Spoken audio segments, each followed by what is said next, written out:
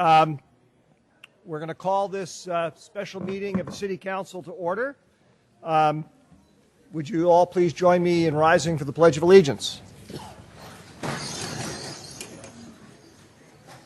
I pledge allegiance to the flag of the United States of America and to the republic for which it stands, one nation, under God, indivisible, with liberty and justice for all. Thank you. We do have, in recognition of the importance of this meeting and the high level of public interest in it, we do have a little bit of housekeeping to take care of right now. Much as I know everybody likes to be in the same room at the same time, we cannot have people standing in the room. So if you do not have a seat, we have to ask you to relocate to one of the two overflow rooms. Jeff, I think the one overflow room is room 207 up on the second floor of City Hall, sort of roughly up that way. And then in addition, we also have a room set up over in the Adult Community Center. The Adult Community Center. There's a back staircase right over here that will basically take you straight up to the conference room, or you could go up the main staircase. Now, before people leave, because I also want to make sure people understand, being in one of these other rooms does not mean that you will not have a chance to speak if you wish to speak to the council. There are comment cards up there, and we have a procedure in place for collecting the comment cards and making sure that when your turn is coming up that you will be notified to be able to come down. But from a fire control point of view, we cannot have people standing in this room. So if you don't have a seat, I'd ask you to please pick one of those two locations and relocate there.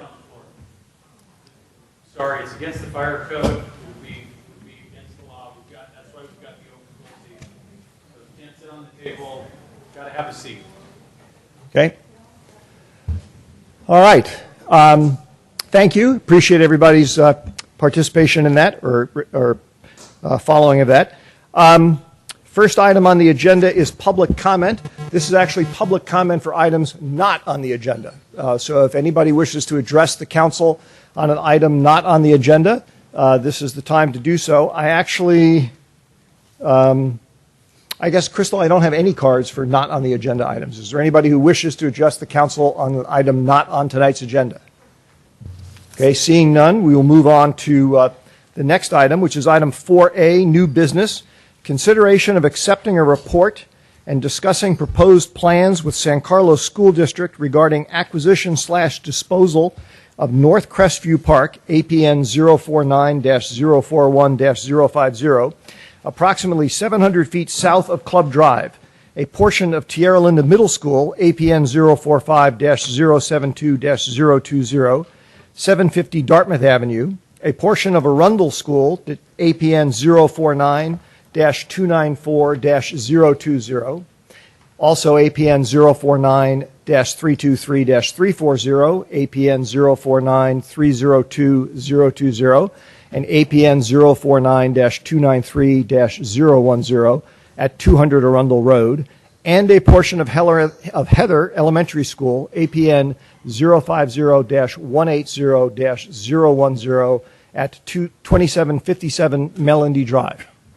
Jeff, I think you have a staff report for us.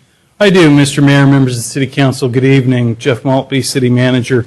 My report will be brief this evening. Just wanted to provide an opportunity for the council and the public to hear about some of the deal points that were agreed upon last week between the city and the school district.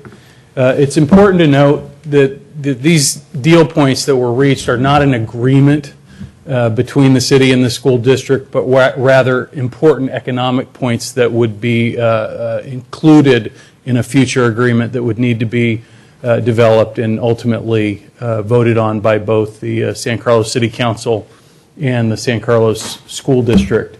But those points, as have been widely reported on, include and are subject to ultimately an election process. So we've got the public hearing, protest hearing happening tonight.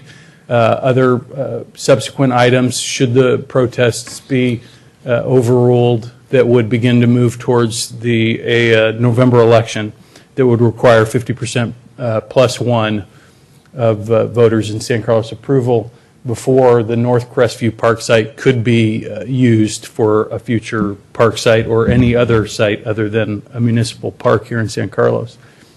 The city would deed under these economic points that have been discussed, the city would deed the school district the land for the North Crestview Park site, approximately 4 acres. The district would then, the city would have deeded the North Crestview Park site rather, and the district would deed to the city 4 acres of land at the Upper Terra Linda Middle School campus. The district would also deed to the city 2.9 acres of open space behind Heather Elementary School, often known to the public here in San Carlos as the Heather Dog Park. And the city owns a portion of that property. There's a trail that weaves through there that's actually mostly on school district property right as it exists today. The district also has agreed that they would contribute $1.5 million towards the construction of an athletic field on the property behind the Tierra Linda Middle School campus, in which the school district would then try to recover from sports groups in the community, to which they've already had several meetings and gotten commitments from a number of sports groups that they could raise that money over a certain number of years. The city would fund any costs for the improvement to the backside of TL above and beyond the $1.5 million that we'd get from the school district. We believe that an estimate of just what it would cost to put a field in there is approximately $3 million, but then of course there would be additional space that this council or other councils in the future may want to further develop the park site to include such things as playgrounds, improved parking, gymnasium, pool. There's room for a lot of different tennis courts, other amenities. Not all those amenities, but at least one other significant amenity other than a field and parking and a restroom, which is going to initially be what would be planned for that TL park site. The district would, in addition, would ensure no development would take place for a 10-year period of time on the existing Heather Athletic Field, which is a grass field. They have asked that that would be subject to a 5-year joint review to make sure that there aren't any issues with that field at the time. Both jurisdictions would share equally in the proceeds of any of the parcels that we've talked about here, either Heather, North Crestview, or Terra Linda, should either the school district or the city choose in the future to try to liquidate and sell off any of that land for development purposes. Both sides would have to agree to that and then would share equitably in whatever the proceeds were. Both jurisdictions would share the cost for an upcoming election. Again, I would point out that this doesn't constitute an agreement. It constitutes the significant points that would be included in an agreement that has not been developed yet. There's a lot of legal language and a lot of other technical and administrative details that would be important to both the school district and the city before an agreement could be prepared. The staffs from both agencies have begun to work through some of those details based on the direction that we were given the last couple of weeks from both our city council and the school board to their staff as these deal points were identified and agreed upon. So with that, I'm happy to answer any questions you might have about where we're at in that discussion process. And the city attorney's here as well, so we can talk about these deal points or the process to date in general. Thank you, Jeff. Other questions for staff? Yes, Councilman. Just a brief question to clarify for the public. So you said this isn't a deal, it's tentative. Can you talk about what you would see as the potential timeline if we decided to move forward, just so folks know what the steps in the process would be and provide a bit more detail? Sure. There's basically two different tracks happening. There's a legal process identified under the Parks Protection Act, and the city attorney can probably speak to this more coherently than I can. But that legal process has to do strictly with North Crestview, which is identified as a park in San Carlos. And that designation carries with it certain legal weight and legal requirements that the city must go through if it wanted to do anything else, including selling it for housing purposes or selling it to the school district or whatever. Anything other than a park, there's a very prescriptive process under the law to go through. The process has started where the council had set a protest hearing. That protest hearing is happening tonight, as you can see from the audience behind me and upstairs. Basically, the council will be required under that item to, on a 4/5 vote, overturn the protests. If that does occur tonight, then the council on a normal majority 3/5 vote set an election for November. So those items are agendized tonight to move the process forward. The agreement and reaching an actual formal agreement is not really tied to the election. I mean, it could happen before the election, could happen after the election, is not a requirement of the election. In my estimation, I believe that probably September, October would be a realistic time frame for a formal agreement to be considered by both bodies based on some of the major deal points that have already been identified and agreed upon between the school district and the city. Thanks. Ron, I think you said you had a question. I do. Thank you, Mr. Mayor. Jeff, let's assume for a minute that there is a 4/5 vote tonight and we proceed with setting an election and all that happens. On election day, if I walk into the voting booth, what do I see on the ballot and what do I see that assures me that the North Crestview Site Park is going to be deeded over to the school district for building a school? How do I know that? I will let the city attorney answer that question. Okay, thank you. Councilmember Collins, well, I think I'm going to be prepared to talk about that on the next agenda item or even the ordinance that's before you tonight. But in general, the ballot question that's on the ballot is going to be is basically set by law and by the Government Code Section 38440 statutory language that sets both the procedure and constrains the language that can be on the ballot question. I did touch on in my staff report that there is a possibility that the council could add at its July 14th meeting, should we go forward with this, an advisory measure that might help clarify that. Also, on July 14th, and as part of the ordinance you're looking at tonight, there's some language about ballot arguments, and the council could authorize some of the council members to write ballot arguments in favor. But I have to tell you, the ballot question is a simple question for this park abandonment issue. It simply relates to, shall the city council adopt an ordinance discontinuing and abandoning the use of North Crestview Park?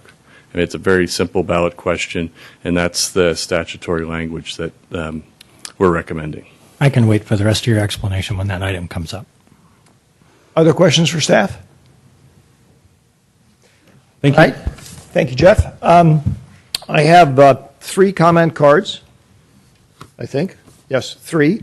So I'll call the names 2 at a time, ask you to come up and address the council. We do limit our speakers to 2 minutes each. I'll hold up a yellow card when you have about 15 seconds left, so you know to start wrapping up. I'll hold up a red card, or pink card, I suppose, when you're at the 2-minute mark. I do, since I'm sure we have some folks here tonight who have not attended council meetings recently, we do ask that people refrain from clapping, cheering, booing, doing anything else to express support or opposition to comments, just because if you were up there speaking, you'd like the same consideration being given to you. And actually, I will say that people have been great about that in all the prior hearings we've had on this matter. So I don't anticipate a problem. So we'll start off with Judith Selvage and Mark Federighi. I would be happy to do that. In that case, it will be Judith Selvage, followed by Justin Bailey.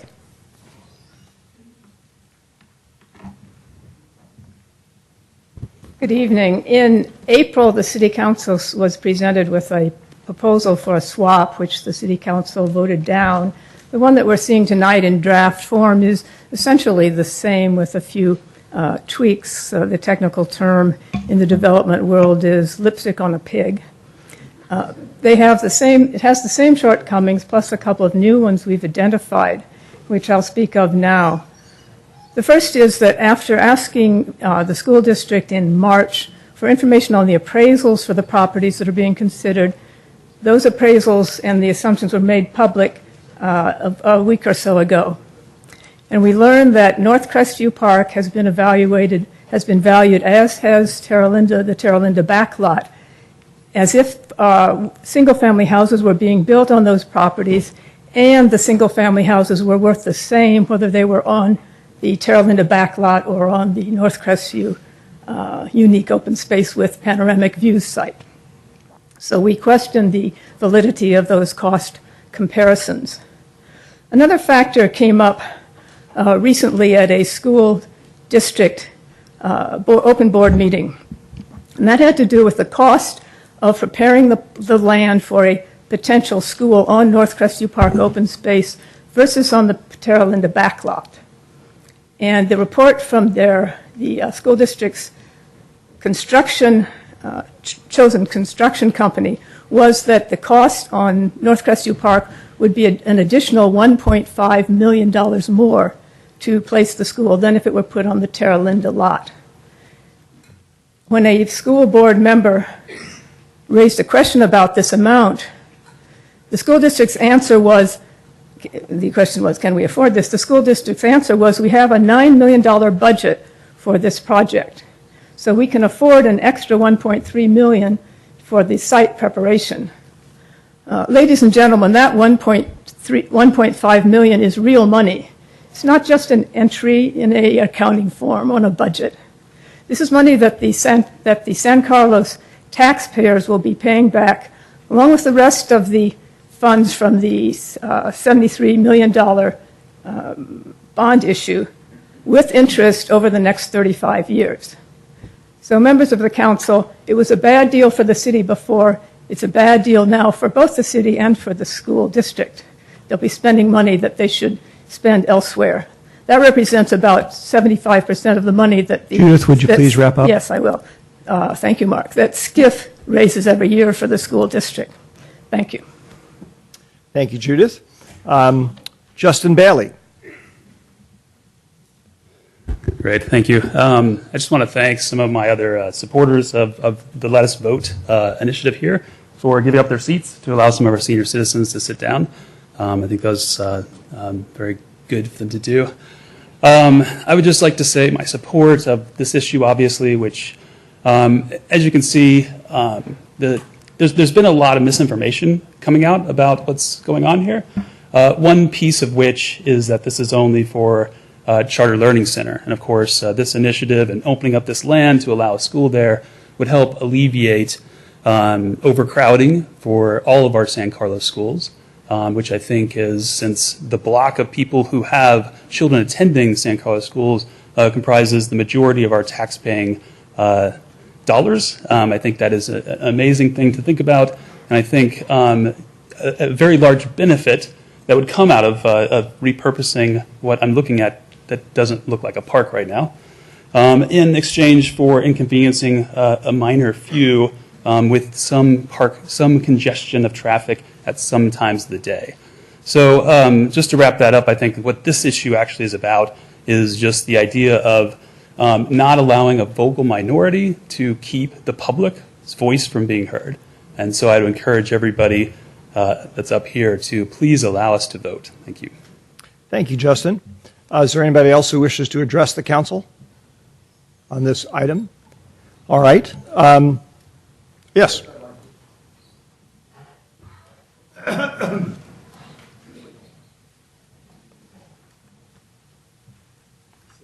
Thank you. I submitted a card, so I'm not sure what had transpired. My name is Don Urey. I'm a 68-year-old senior, one of the perhaps vocal minority, maybe not. I moved into La Ventana community nearby the Crestview Park after a spinal cord injury forced a lifestyle change for me.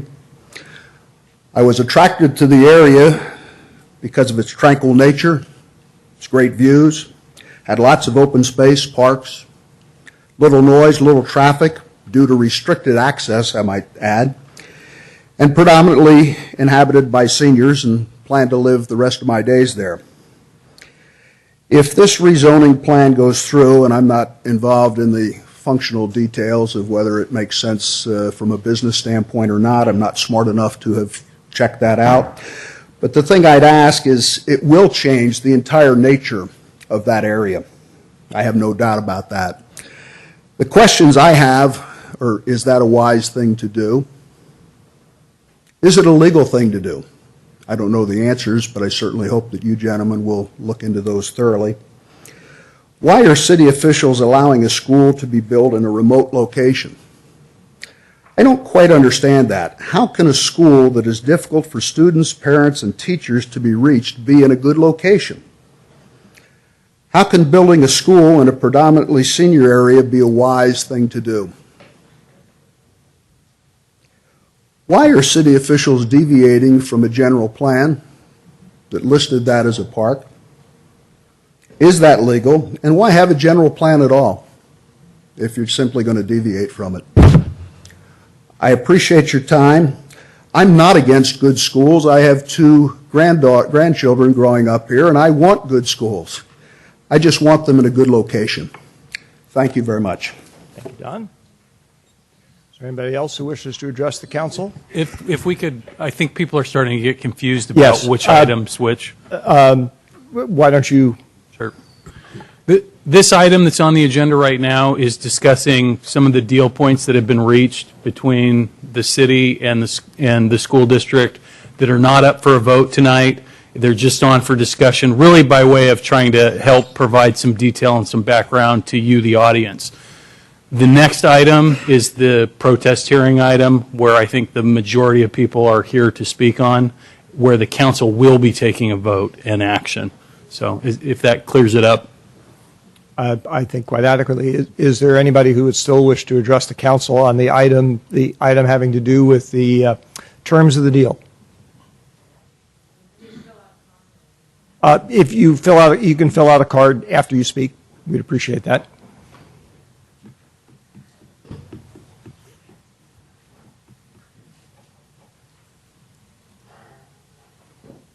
Thank you for letting me speak.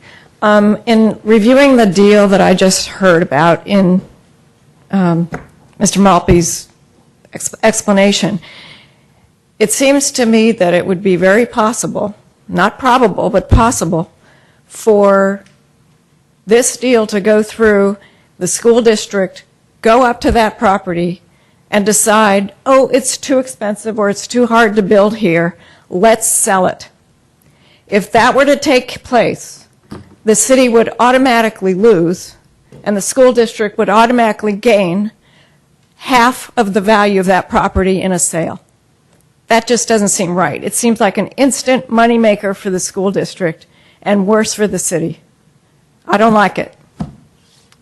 Thank you. If you'd please fill out a card, I'd appreciate that. I saw one other hand going up. Yes?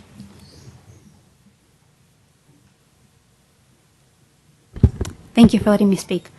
I went to the park yesterday, actually. I have a child who goes to San Carlos School. And what was really sad for me to see was it's a dirt lot. It is a lot. It's not a park. The incline to get to it, I was having a hard time getting up just to see the piece of property. And what keeps coming up when people bring up this discussion is the money. And where's the school going to put the property for children to go to? I think it's important to note that if the school property doesn't go here, there really isn't any pieces of land for schools to build on. The other two options is building on top of existing green fields that are in our school's district. And in the school, for instance, Heather has a green field, the only one for all the children to go to when they play outside. And that's one of the other possible options if this doesn't pass. So for me, the question's not whether we're going to leave a piece of dirt or build a school there, it's whether we're going to build a school on a piece of dirt or build a school on top of existing greenlands for our community. Another thing I want to mention, I've been reading a lot of articles against the home site, and in the same paragraph, I read a lot of people mention that financially it's worth a different amount, and then at the same time they talk about how our older community is second to our children, and that developers would pay more. Are our children less to us than the developers? Are we putting developers, the elderly, than our children? It's interesting that both points are made constant in every piece of document I've seen against the swap. And I think it's important to know that the city can also sell this park to a developer, whereas the school, if they made the swap, there is nowhere else for the school to go. We have voted, there is money dedicated to the school. Thank you. And that is the plan. And it's important to notice that the city can also sell this lot. It's not just something a school can do. Thank you. Are there others that wish to address the council? I'm going to remind everybody of what Jeff just said because, I realize what happens is people hear somebody say something that's a little bit off topic and they feel they want to respond. This item is on the terms of the deal, not the protest hearing, not the. I'm sorry? Could you speak up a little louder? I'll try. Thank you. This item is on the terms of the deal, not on the protest hearing, not on the concept, I guess, for lack of a better term, of the transaction. And so if we are going to have any other comments on this item, I would very much appreciate if people would stick to that. There will be plenty of opportunity to talk on the other on the more general topics and about people's opposition or support for the concept at the item 5A, which is the very next item on the agenda. I also should add, for the benefit of folks who came late to the meeting, we do have some overflow rooms. We do have a rule that if you don't have a seat, you can't be in this room. That's a fire code rule. There's a room up in 207, which is on the second floor of City Hall, up the stairs back here. There's also a room over at the Adult Community Center. Both are equipped with audiovisual connections, Jeff, to this, so you can hear what's going on. Both are set up so that if you wish to speak, you can submit your comment cards and staff will make sure that we get them and that you get down here and get your chance to speak. But if you don't have a seat in this room, I'd have to ask you to pick one of those other two rooms and move there.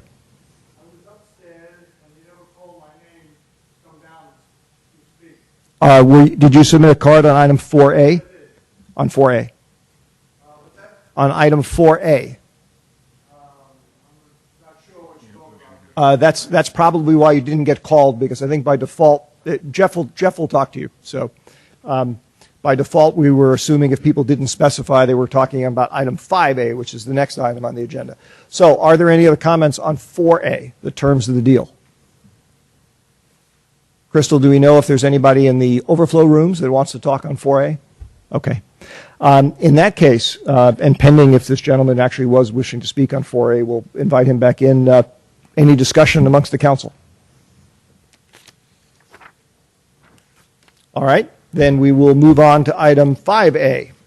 Item 5A is a public hearing to hear and pass upon all protests regarding the proposed discontinuance and abandonment of the use of North Crestview Park, an approximately 4.0 acre parcel owned by the City of San Carlos, located on the west side of Crestview Drive, approximately 700 feet south of Club Drive, 336 to 364 Crestview Drive, APN 049-041-050, and to consider a resolution overruling all protests opposing the discontinuance of the use of the real property as a public park. Greg, something told me you were going to be speaking to us on this. Mr. Mayor, members of the City Council, I think for the benefit of the public, I'll summarize the staff report and then talk a little bit about some other issues.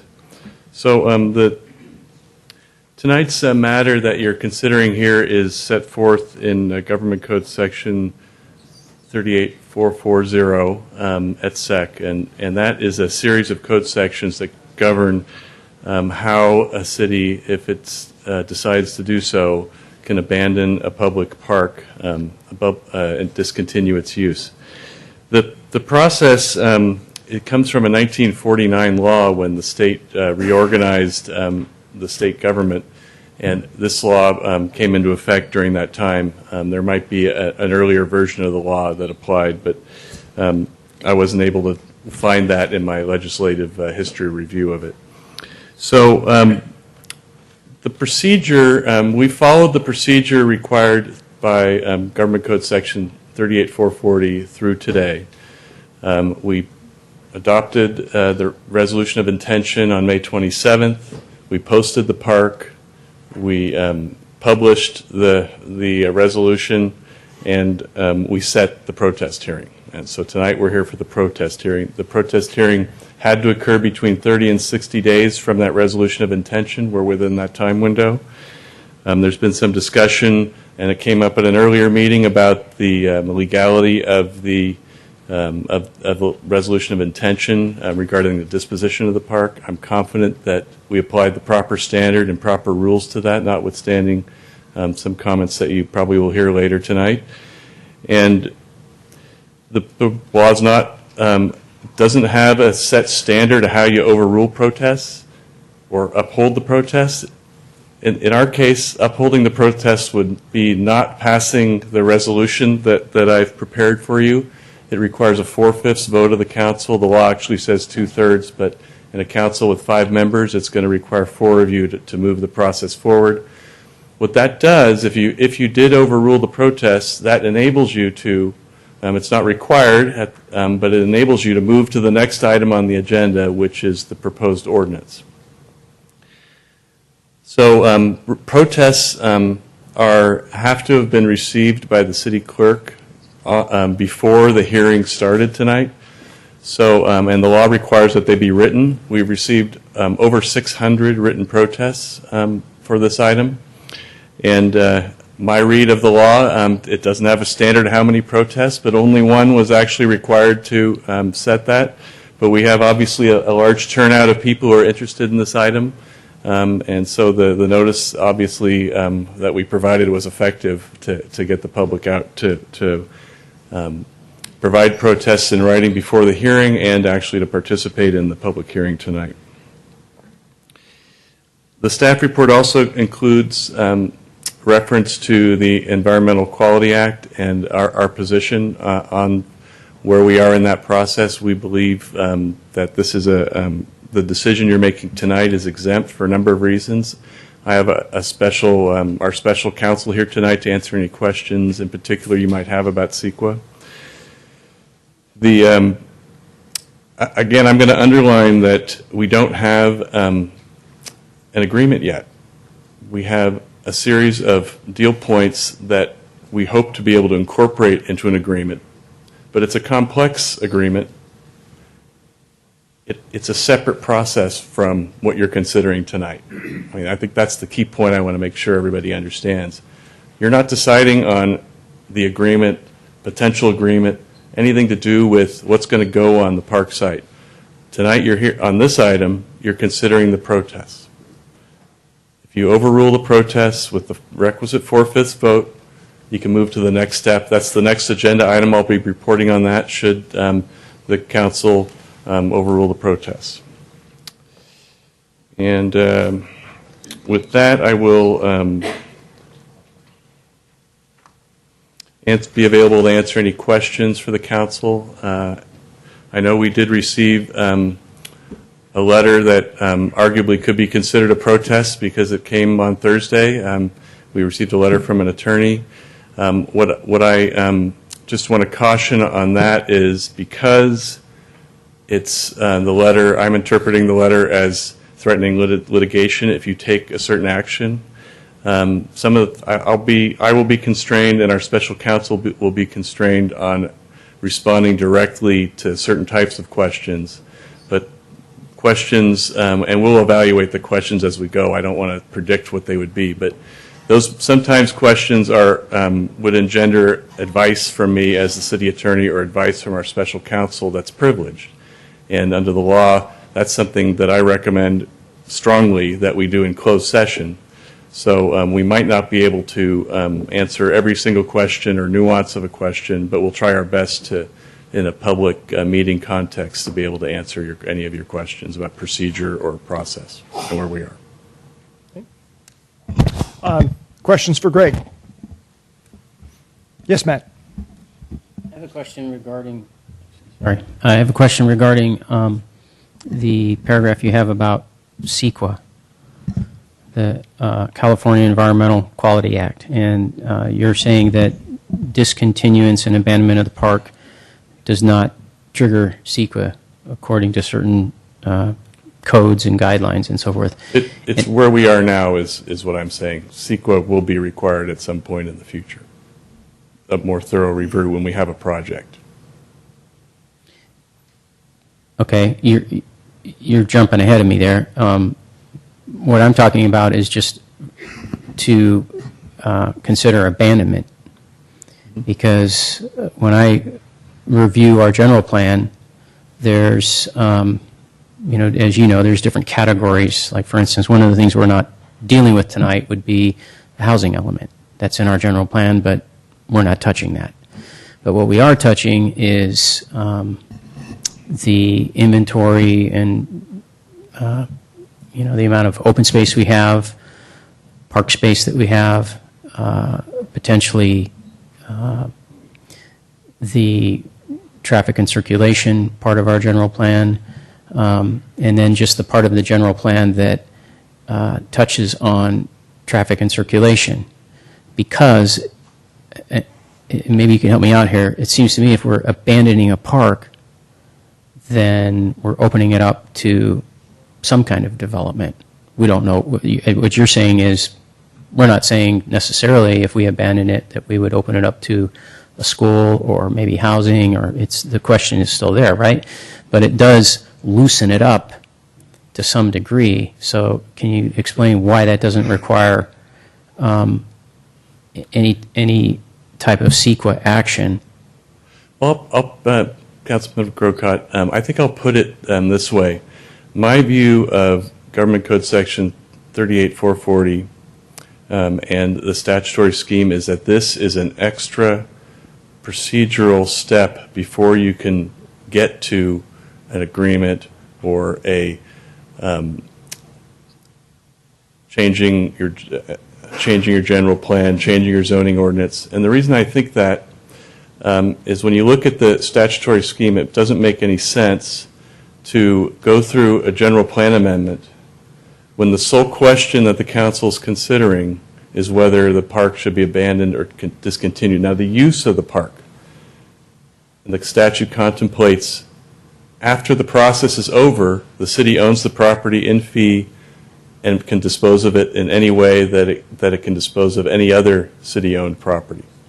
So when you combine that together, I'm thinking this is simply that procedural step, that extra protection for parkland.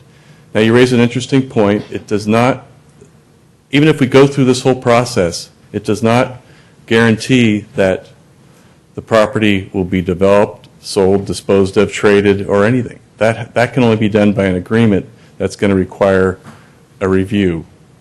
And I'm going to bring in the special counsel now to talk about sort of procedurally how we see that would happen, if that's a question you want answered. But I'm thinking, Well, here's trying to answer your question. Yeah, you still haven't answered it, because I see what you're saying is when you get to the point where you may develop something, you may have to go through an environmental report on that, on whatever that project is. And you're saying right now we don't have a project.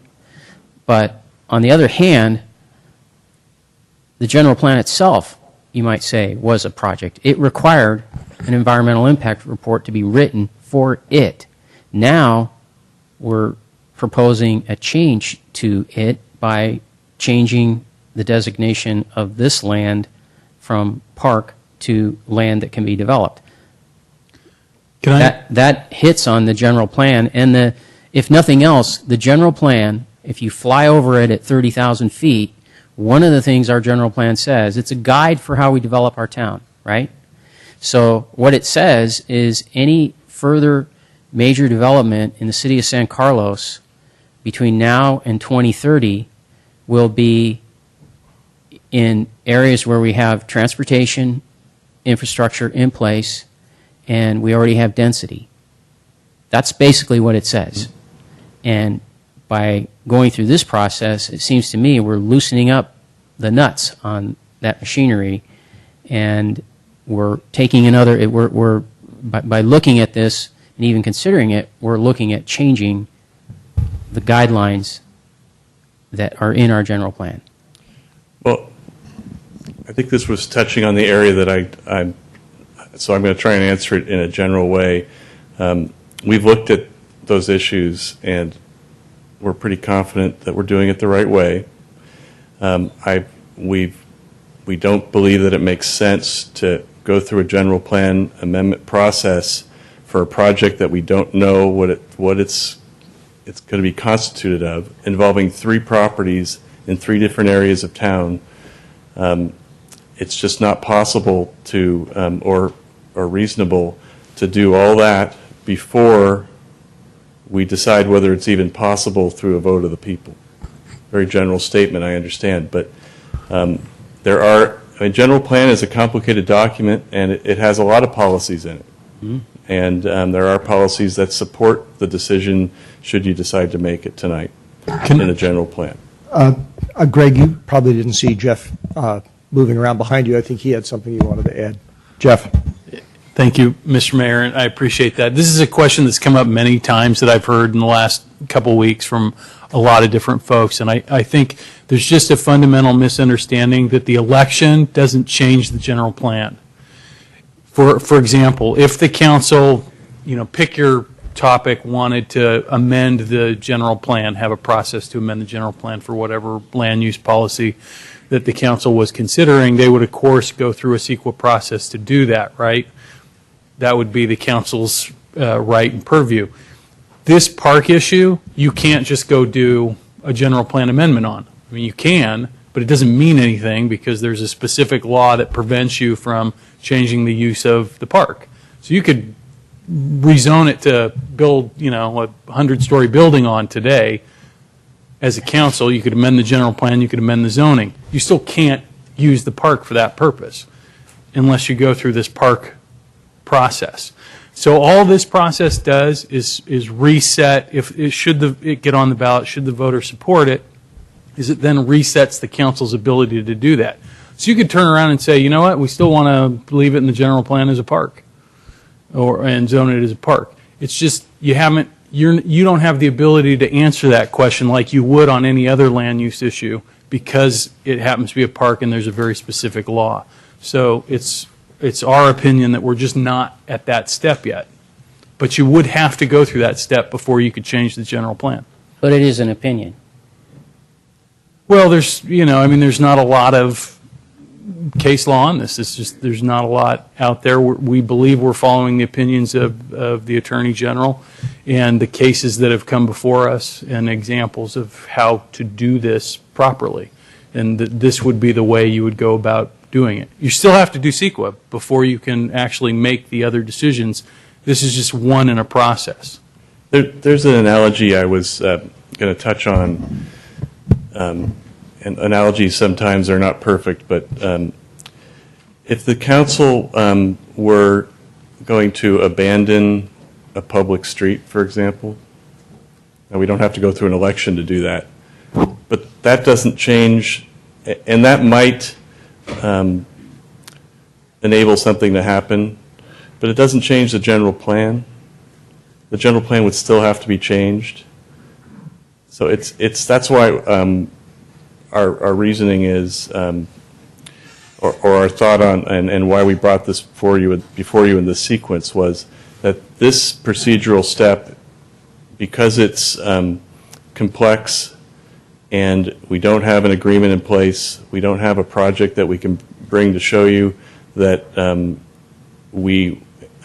because the council direction has been to if we're going to possibly get this on the November election, it's the timeline to do this has to bring it on now. So I do have the CEQA council here to talk about some of the procedural questions that you might have about how she would envision the general plan coming up if you wanted to hear that. Additional questions for staff? I had just two brief ones. Greg, in terms of our job in processing the comments that we'll hear tonight, and in fact processing the protest letters that were received, roughly, by my count, roughly a quarter of the protest letters are from folks who do not live in San Carlos. And they have every right under the law to protest this. The law is quite clear about that. Are we required to not distinguish between those two classes of protests, to weigh them differently? I mean, what's our flexibility, if any, there? The statute, unfortunately, doesn't provide any specific guidance like that. It just says overrule the protest, and how you overrule the protests. It says pass on and potentially overrule the protests. And so my read on it is that frees the council to use their own judgment in how to overrule or uphold the protests in your vote decision tonight. Okay, fair enough. Other questions for staff? Thank you, Greg. We have, as everybody is expecting, we have quite a few comment cards, quite a few people who want to address us, which is fine. I do have a couple of, one more housekeeping reminder, again, for folks who have showed up late. We do have a fire rule here in effect, which is that if you don't have a seat in this particular room, we ask you to go to one of the two overflow rooms, either room 207 upstairs or the Adult Community Center. You do have a seat. That's fine. Okay. That counts too. The other housekeeping item that I wanted to do before we go in to start hearing public comment is I do have, I believe, a speaker card from an attorney representing a group of residents, Tamara Galanter? Okay. Galanter. And in parallel with that, I had a number of requests for individuals who had submitted comment cards who wished to dedicate their time to you so you could speak longer. On the one hand, we don't actually follow that procedure. On the other, we do make allowance for when somebody is speaking on behalf of a group of folks. So I'm going to have you lead off, if you don't mind. And what I would ask you to do is, how much time do you think you're looking at? Probably about 5 minutes, if that's acceptable. 5 minutes is perfectly acceptable. So Tamara Galanter, followed by Mark Federighi.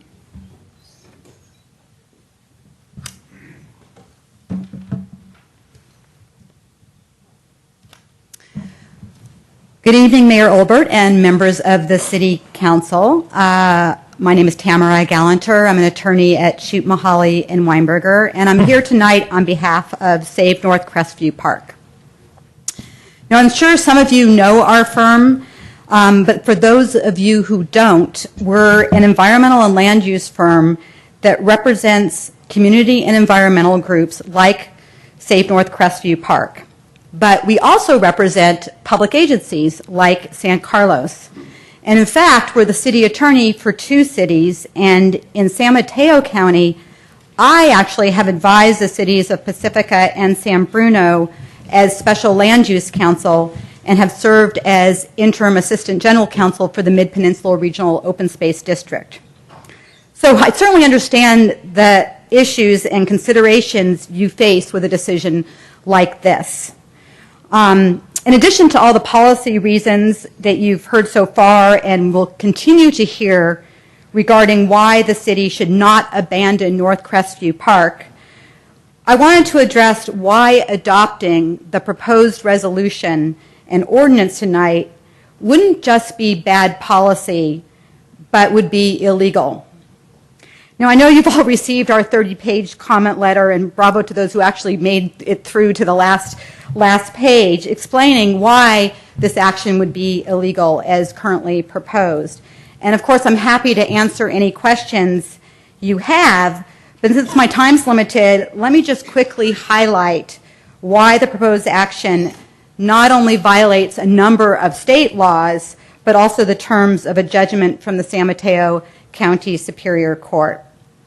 So let's start with CEQA, because I think that's a big one. We've already heard about that from your city attorney.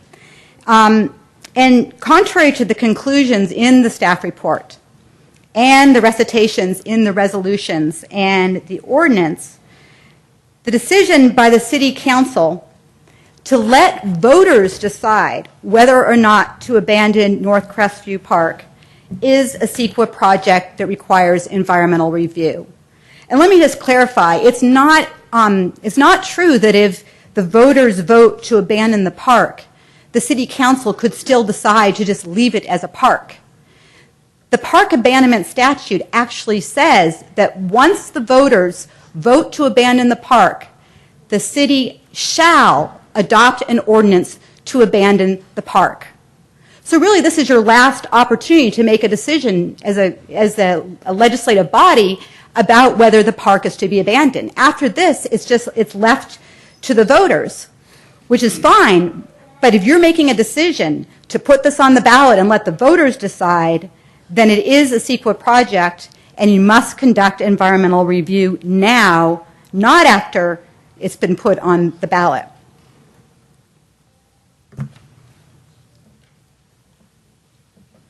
I want to turn next to the general plan and the question of, well, when do you do your general plan amendment? And I certainly understand, the dilemma here, right? It's like you don't know what your voters are going to decide, and yet you have to make a decision about what your general plan will say. Right now, it really clearly says city park. And if the voters vote to abandon it, then it should say not a city park. And it's not only the council that has to act consistently with its general plan, which is the constitution for all land use decisions, but the voters as well. And so what that means is that neither the council nor the voters can act inconsistent with the general plan. And that's why initiative after initiative has been found illegal when it amends, for example, a land use or says we're going to abandon something and yet doesn't change the general plan at the same time. So that general plan amendment needs to occur now. Now, it can occur. I mean, I've worked with cities where it's done in the conditional. In other words, you have a general plan amendment that really only goes into effect upon a vote by the voters to abandon the park site. And then it could be, it could be a holding zone at that time. But right now, the proposal before you, which is to abandon the park, is inconsistent not only with the specific designation as a city park, but also with numerous policies that call not for abandoning parks, but actually for increasing parks and improving parks and actually having a connection, a trail connection from this very park to the surrounding open space, which would be impossible once that park is no longer a park and is abandoned. Also, I know that it's been discussed about the illegality of the original resolution that started off this process. And I, too, have looked at the legislative history, and I think that, that your city attorney and I are just going to have to respectfully disagree because, in my mind, the city has not complied with a statute that specifically governs abandonment of parks. So that statute was written so that in order to ensure that the public has the information it needs to make an informed decision regarding whether or not to protest abandonment of a park, the statute requires cities to identify what they intend to do with the park in the resolution that begins the abandonment process. And here, and I understand there's a lot of time pressures, but because the city was in such a hurry to accommodate the school district's schedule, it rushed to start the abandonment process before knowing what it would do with the property. And now you need to go back and start again with Tamara, I'm sorry, you're at about plus 6 minutes. How much more time do you think you'll need? Well, I have a finally coming up. Should I skip to that? No, I'm just asking how much more time you'd like. Probably about 30 seconds. Fine. So it needs to go back and identify what the park is going to be used for so that those protests can adequately reflect the intended use of the park and not just the fact that it could be sold, exchanged, leased, or otherwise disposed of. And finally, the city can't take any action that would lead to abandonment of the park without first receiving the approval of the San Mateo County Superior Court. It was designated as a city park on the development plan, and pursuant to the terms of the court judgment, the San Mateo County Superior Court must approve any changes to that development plan. So I'd just like to finish by urging the City Council to refuse to override the more than 600 protests, both because the plan before you is a bad idea and bad policy, but also it would be illegal and subject the city to potential litigation. And I'd be happy to answer any questions that anyone might have. Thank you, Tamara.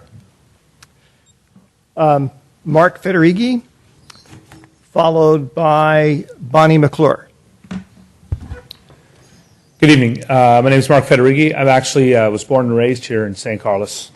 And throughout my adult career, I've had the opportunity to live all over the United States, should I choose. But upon the birth of our first son, decided to move back to San Carlos because of the great schools, the great community programs, the sports for kids, etc., that I grew up with while growing up here in San Carlos. I'll tell you, the decision before the council is a big one. It affects generations now and the generations of our future. Will San Carlos be known for a great place for public infrastructure, schools, parks, youth sports programs? Or will it be known for a city that struggles to fulfill the needs of the majority of its citizens? That's the question that really will be decided by this issue. It impacts all of us, regardless of your position on the matter. Property values, tax revenues, future city projects, all affected by this based on those things. If San Carlos fails to meet the demands of the growing family community, home values, desirability to live here will diminish, again, affecting all of us. The case in point, San Carlos High School closure. Seemed right at the time. Maybe now some of us might think that might have been short-sighted. Now we have a capacity issue at our local high schools.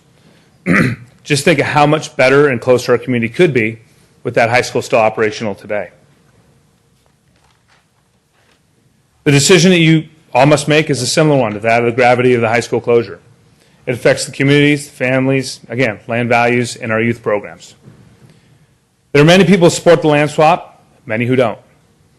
Rather than the 5 council members trying to decide the fate of the 29,000 citizens of the city, why not let them vote for themselves? 600 people protested, 25% of them not from San Carlos. I find that interesting. Don't make the same mistakes that a similar board made 30 years ago regarding the high school. We have plenty of open space, but not enough space for our schools and fields. Please put aside any personal differences and feelings on the matter and let the citizens of San Carlos vote. Thank you. Thank you, Mark. Bonnie McClure, followed by Bob Black. Good evening, honorable members of the City Council. I'm Bonnie McClure, a resident and representative of the Sierra Club. From its founding 122 years ago, the Sierra Club's heart and soul has been our regard for and protection of open spaces, the flora and fauna that inhabit them, and the balm that those spaces give to the citizens of all ages that visit these places. We have 375 members in the city of San Carlos, and we believe that a substantial majority of them are of a like mind. The Sierra Club's Loma Prieta chapter and the subsidiary San Carlos Belmont group, speaking as the authorized voice of the Sierra Club as a whole, protest the San Carlos City Council's pending decision to seek the permission of the voters of San Carlos to abandon the parkland designation currently protecting North Crestview Park. At the request of our chapter leadership, I have been asked to state that the Sierra Club hereby incorporates by reference all of the points put forward in the letter from Attorney Tamara Gallanter of Chute, Milani, and Weinberger, dated June 26, 2014, and addressed to the San Carlos City Council. In particular, we wish to express our concern that the City Council appears to be contemplating putting this measure on the ballot without performing a CEQA analysis, which is required by law, and most pointedly by the Friends of Sierra Madre, California Supreme Court decision of 2001. Thank you for this opportunity. Thank you, Bonnie. Bob Black, followed by Valerie Keller. Thank you, Mayor Obert and members of the City Council. I'm Bob Black, longtime resident. As our city attorney said, the resolution that is before us this evening does not specify what will happen to North Crestview Park if the resolution passes. If through some totally unforeseen and suddenly occurring circumstance, the City Council found that in the best interest of the city, North Crestview Park should not be transferred to the school district, Council could decide to put North Crestview Park to some alternative use. Now, this scenario seems highly unlikely, but that is the essence of a disaster. Thank you. Thank you, Bob. Valerie Keller, followed by Louis Hum.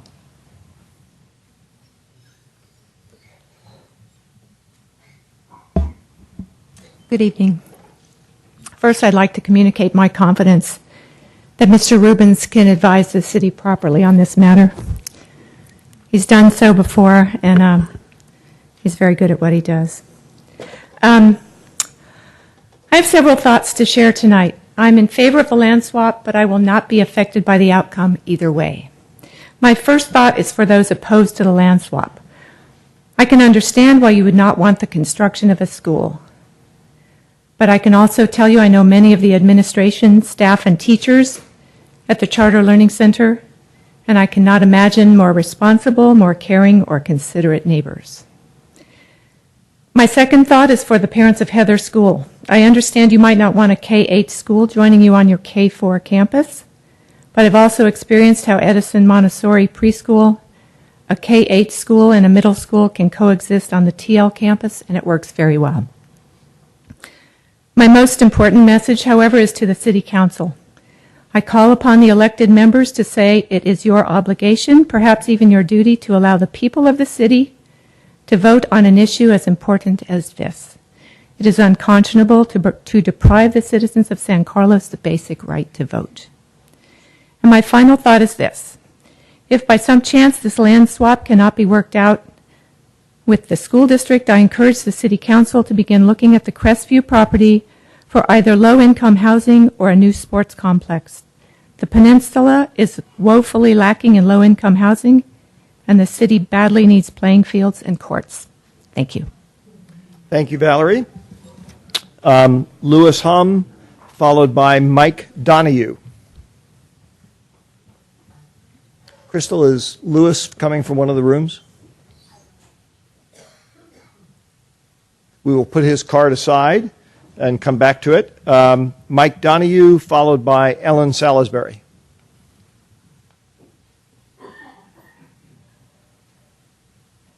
Thank you, Mr. Mayor and City Council. So I wanted to first say thanks for continuing to work with the school district on this, the work that the city's done. For me, this is a community-wide issue, and I hope that you'll let the community vote. I think you've got some pretty clear feedback recently in the community survey that 2 out of the top 4 items identified in that survey were to relieve traffic congestion. That was number 1. Number 4 was to improve and increase access to parks and recreation facilities. In addition to that, we know that the school district projects over 20% growth in the next 5 to 7 years. So this is a community issue for us. This plan helps us address all of those issues. If we don't move forward with this plan, all of those things will probably get worse. And I appreciate the need for open space. I'm a member of several open space organizations, but we're blessed with over 900 acres of nearby open space. It's easily accessible. So I think that the best use for this property is to address those community needs, and I hope you give us the opportunity to vote on it. Thanks. Thank you, Mike. Ellen Salisbury, followed by Adam Mullaney.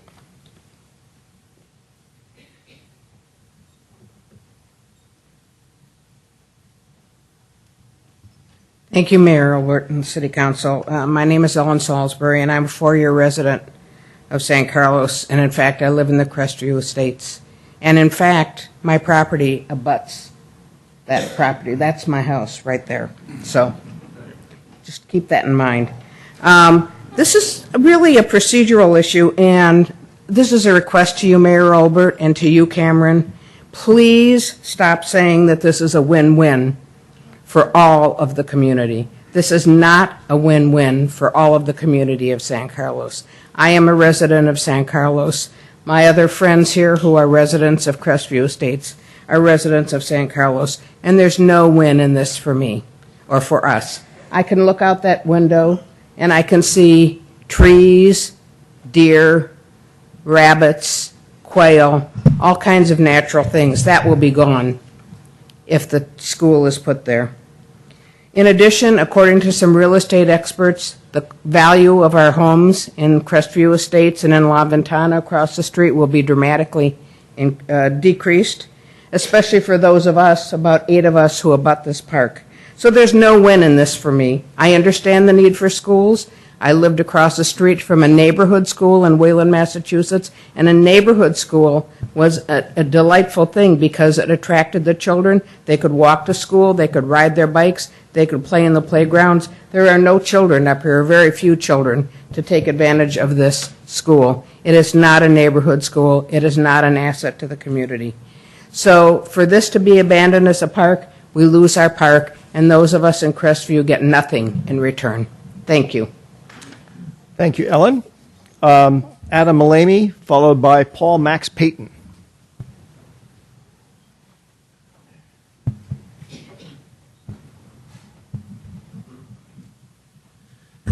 Thank you. I'm speaking in favor of the swap.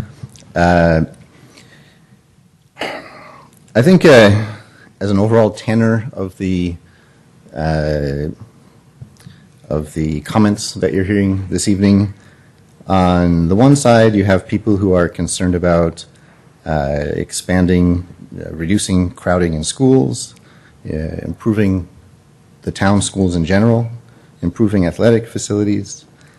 These are all, I would say, pretty noble and lofty goals for the town. On the con side, you have some neighbors who, feel they will be negatively impacted. They raise concerns about traffic congestion.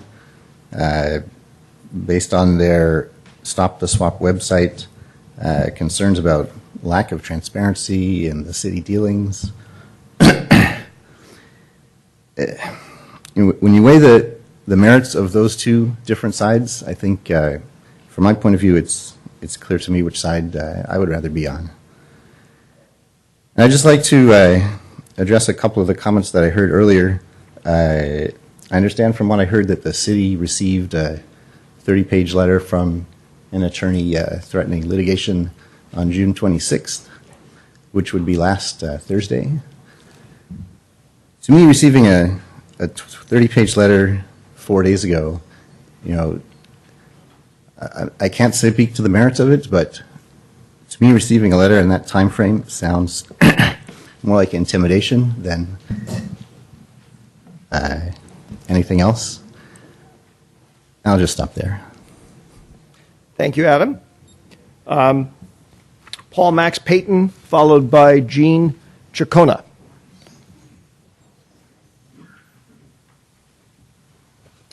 So I've appeared before you, this is probably my 5th time. I'm not going to talk about legality. I'm not going to talk about money. People here are far more expert than I am on that. My personal investment is my wife and I moved into that unit, which is at the very bottom. You can see the chimney extending there. We moved in July 2009. And the open area was certainly a selling point. I looked at it and I thought it was very charming, and it didn't really register with me until April of 2010, where I was working around the unit that we have, and I noticed that there was a really interesting sort of glowing effect coming from the window in our landing. And it really struck me. I thought I'd left the light on. That was kind of fun. And I wrote something about that. So I'm not going to appeal to money. I'm not going to appeal to legality. What I'm going to read to you is a personal feeling. And that is, in the waning moments of light, fingers of day graze a nearby meadow. Faint sun rays skim and skir through flaxen fields, playing pastoral peekaboo. Soft beams laze low, casting a golden glow, raining wheat streaks through a landing pane. Thin amber tendrils glance against pale walls, filling ignored space with warmth. Silent consecration. Nature has ennobled my ordinary home. That's all I have to say. Thank you, Paul. Gene Chicona, followed by Steve Fink.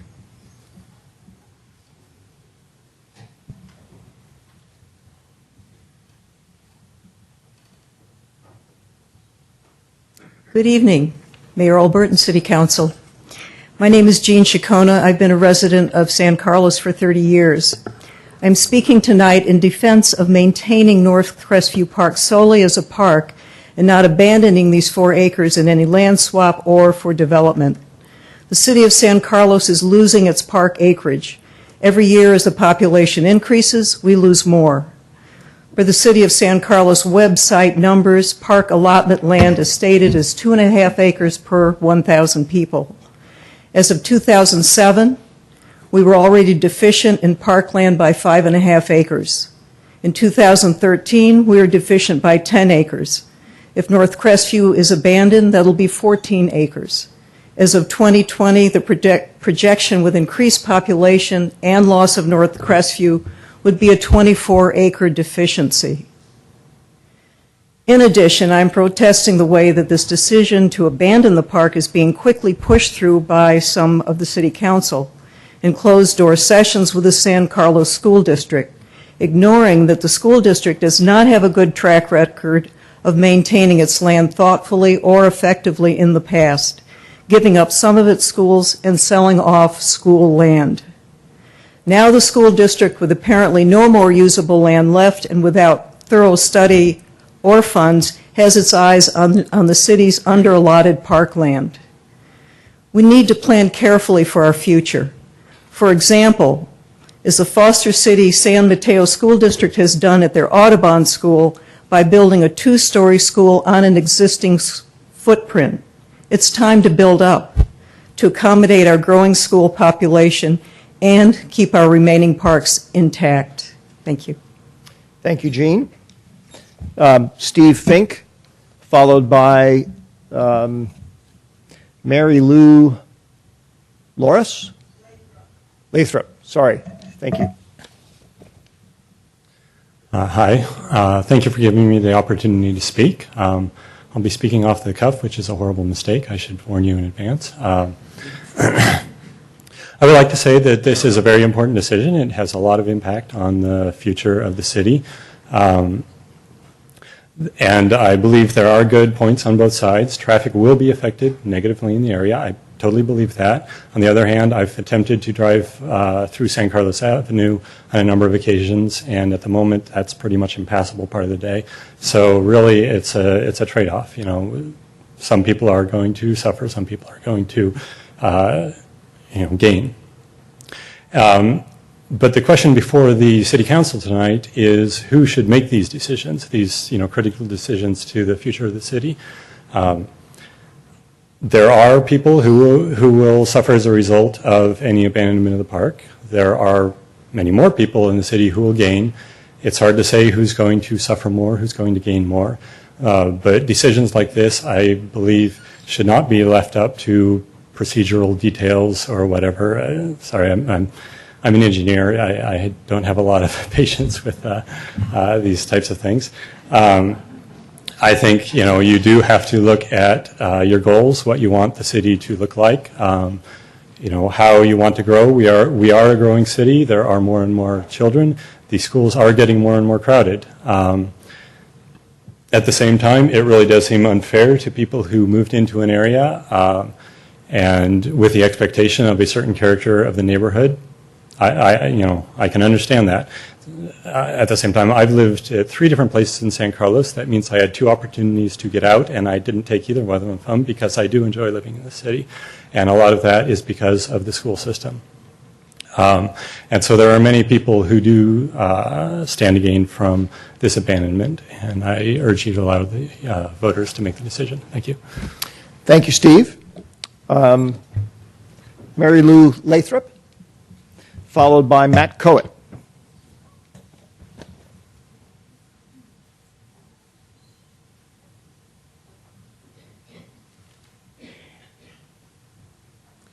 Mayor Olbert and City Council, I have been a San Carlos resident for 41 years, and I do oppose the abandonment of North Crestview Park. For 40 years, North Crestview Park has been a unique open space park at the top of San Carlos with panoramic views and abundant wildlife.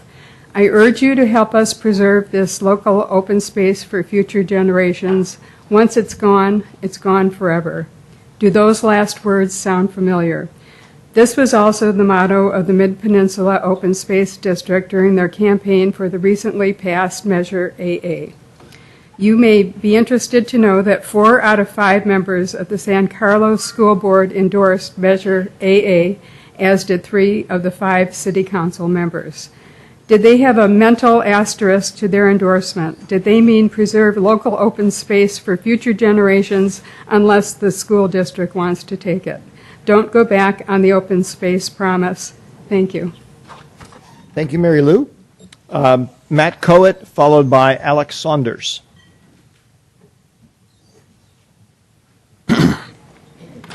Thank you, Mr. Mayor, council members. My name is Matt Coet. I'm a 16-year resident of San Carlos and also the chairman of the board of directors of Charter Learning Center.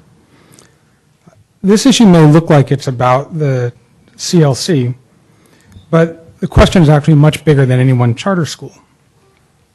Charter is, as I've said before at earlier meetings here, the movable piece within the school district's facilities puzzle. CLC has worked closely with the district for the past 2 years looking to try to find a site to move CLC as part of the district's overall facility plans. And the Crestview parcel is the best overall possible solution that we've found to this. I wanted to thank the council and the school district for all the work that you've done together to reach a tentative deal. Tonight, it's important to remember, though, that this issue is larger than the charter school, and it's larger than any one neighborhood. This is about citywide traffic and circulation. It's about safe routes to school. This is about school growth, athletic fields, and keeping San Carlos a true city of good living. I urge you tonight to override the protests that you're receiving, and on behalf of all of the people of San Carlos, the San Carlos electorate, I urge you to let the people vote. Thank you, Matt. Alex Saunders, followed by, we have 2 speakers up on the followed by, Claire Donahue and Annika Erickson.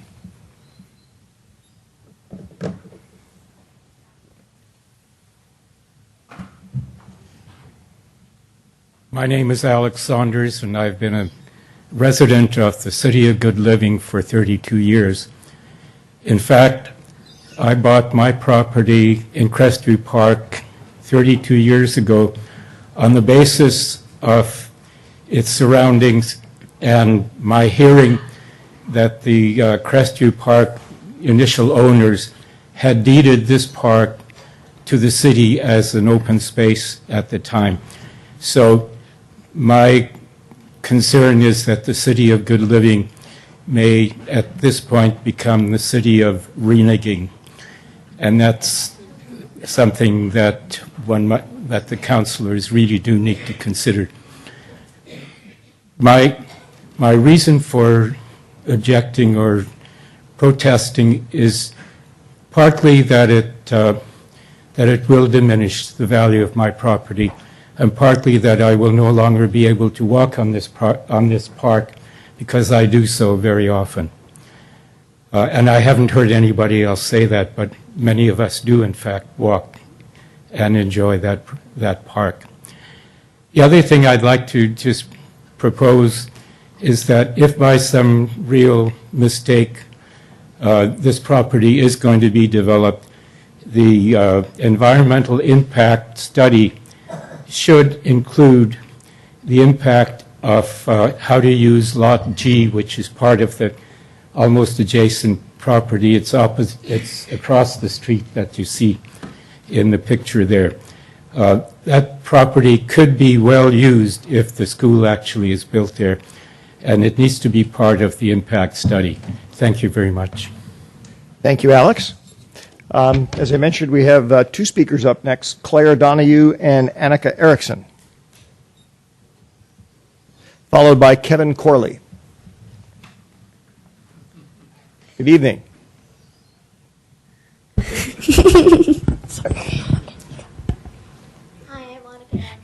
And I'm Claire Donahue. We would like to have a say in our future. Please let us vote. Thank you. Thank you, Claire and Annika.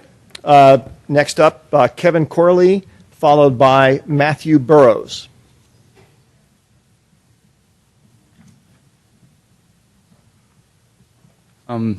Hello, and thank you for letting me speak. There's been a lot of very good and illuminating arguments on both sides, so thank you for adding to this debate. I just wanted to say that I'm a local resident just off screen there, about a block down from the park on the south, and I just think that while it's easy to look at a place like this and just see like a plot of dirt or land that's not really being used, I just think there's a lot of there are a lot of value to local residents. Like I think anyone who's been to the city of Manhattan would know how much it would change the character of that area if Central Park were used for development or for other land.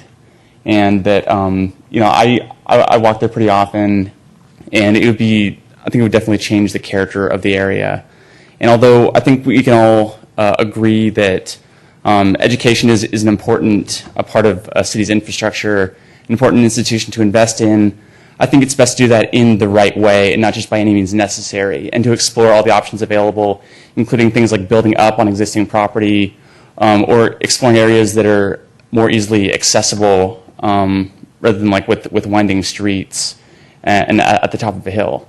It hasn't been all that long since I was a middle school student myself, and I just know that you get at the end of the day, and it can create a lot of congestion and like a lot of different traffic problems, and like really kind of have an impact on a local community. So I just wanted to urge everyone involved to just consider all the options available. And if it's true that this is the most, this land is the only one available, well, that's one thing. But I think there has to be other options and other things to consider besides just going ahead and seeing this as just a worthless piece of property, because I can assure you that it's not to the local residents. It has a lot of value both for the wildlife and for the immediate community. Thank you. Thank you, Kevin. Matthew Burrows, followed by Chris Reimer.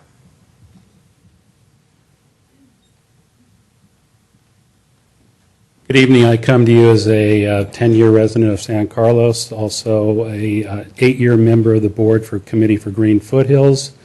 So obviously I'm here to advocate for open space. And the previous speaker, probably way more eloquently than I, expressed a lot of my views, very similar, except for the part of getting out of school just recently.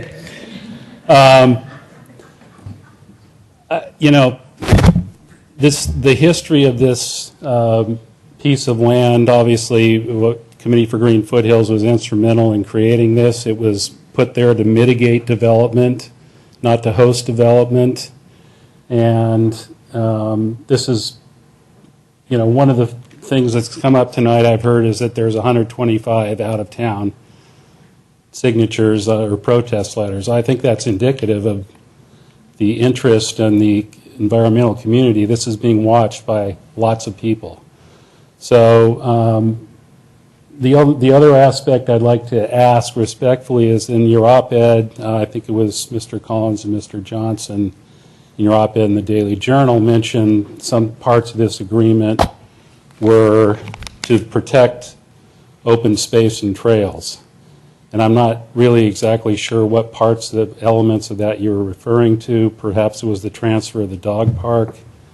Really not sure what it was, so I'd respectfully like to get some clarification on that at a later time. Thank you. Thank you, Matthew. Chris Reimer, followed by Alessandre Rosinko. Hello, good evening. I'm Chris Reimer. I am indeed in favor of the proceeding of the overturn of the protest. I'll be very simple. It's hard to argue with someone like Paul, who spoke of the view that he has from that space. I definitely agree. It's wonderful. One of the reasons that I moved to San Carlos was because of the amazing views we have, and I actually bought a house in the White Oaks tract, but I'm up on the first rise. So I can really appreciate the significance of a view.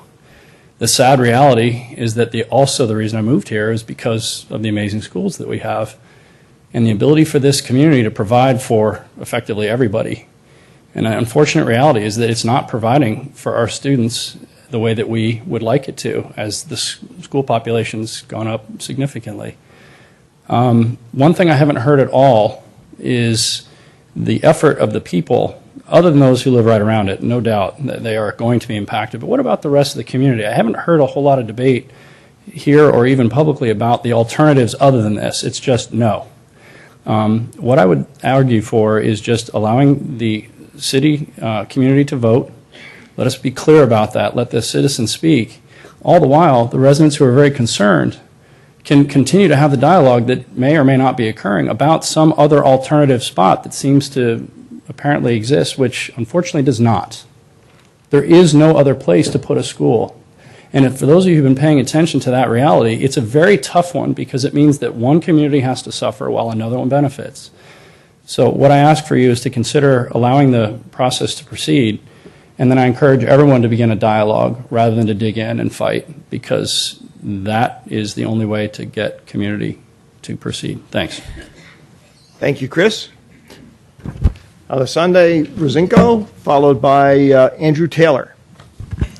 Thank you, Mayor. Thank you, City Councilman. I think I disagree strongly with the last speaker. I think the school district would like you all to believe that there, in fact, are no alternatives, when, in fact, there are. Seth Rosenblatt himself specifically told us that land was not the issue. The school district had plenty of land on which to build the school. The issue was traffic, and they merely wanted to spread the traffic issue around without doing anything about it. Also, I have to say that I was really disappointed in the council's op-ed piece when you said that San Carlos was built on families with children. I'm sorry, does that mean that people who don't have children, or maybe who have children but they're all grown up, need not apply here? After all, more than 33% of the people who have children, there's way more who don't have children. And by the way, the school district didn't mind coming to me when they wanted their Measure H passed and their parcel tax passed, and I had no problem contributing. But I happen to be a member of this community too. And I have to say, Councilman, your op-ed piece was really hurtful. So I would please urge you to not override the protest. Thank you. Thank you, Alessandre. Andrew Taylor, followed by John Buchanan. Good evening. I have this similar issue as the school district and the citizens of San Carlos supported them on a $72 million bond measure. Yet I'm still trying to reconcile and been asking questions and still haven't got the answer of why did that not it made explicit reference to everything was going to be resolved by the $72 million that you got on existing sites. And yet here the school district's asking for more land. There was a facilities master plan that was done that they spent thousands of dollars on. There was no mention of needing another site. But more importantly, I think this is also a case of the cart before the horse, because now you look at one of the board members' own blog states, well, we're going to go through this process, and then this district has to figure out whether they can even build there, because we know that the Army had a base up there. There are possibly fuel tanks. They haven't done any geotechnical studies. So this is just crazy. to go through this process when they don't even know if it's physically possible to even put a school site on that place. Thank you. Thank you, Andrew. John Buchanan, followed by Oksana Surenko.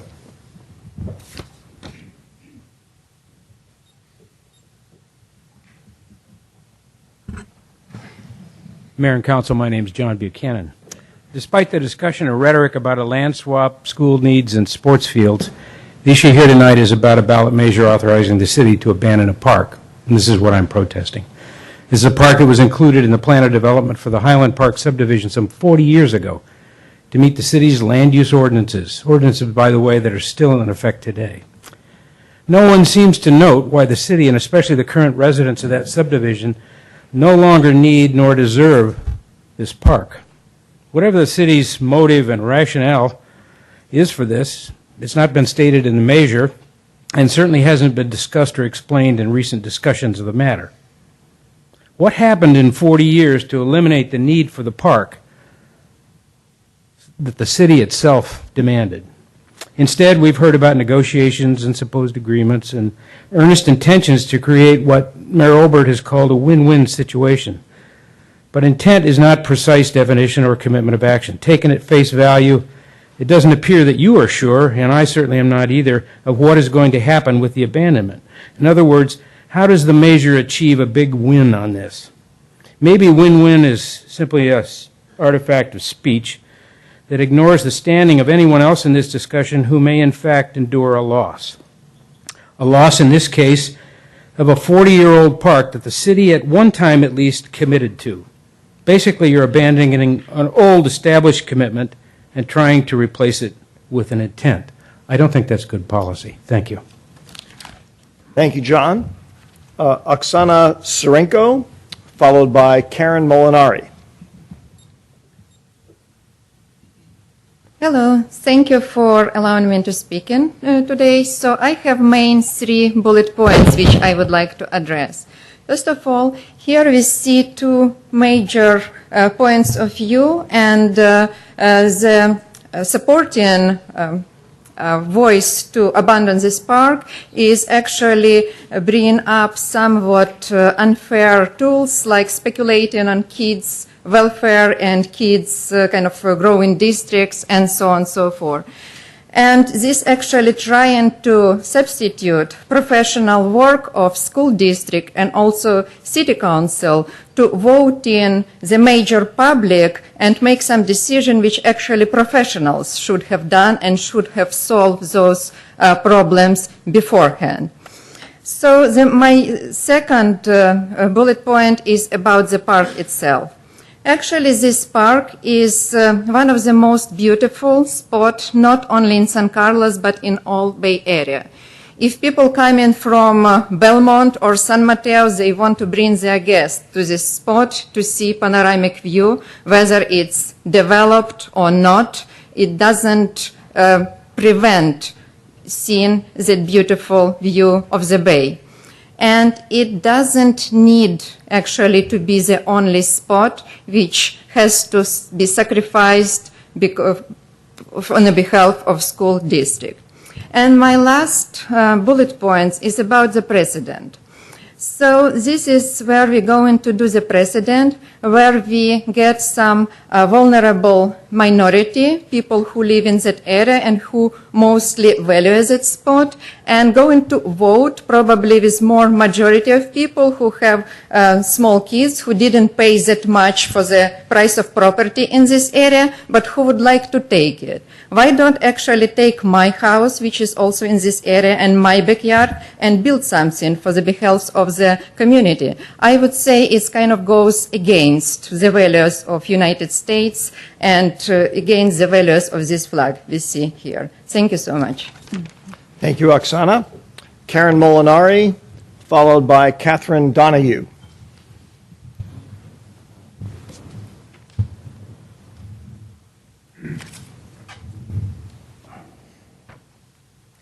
Good evening, Mayor, council members, fellow residents and constituents. I will say again that I really appreciate all the time you, as our public servants, have spent on this issue and all the time that my fellow residents have spent. It is a testament to the democratic process and people being engaged in their civic community, and that's a great responsibility for all of us to take. I want to tell you that I'm here representing over 1,500 residents who have signed the petition in support of the swap and the ability to vote on this issue.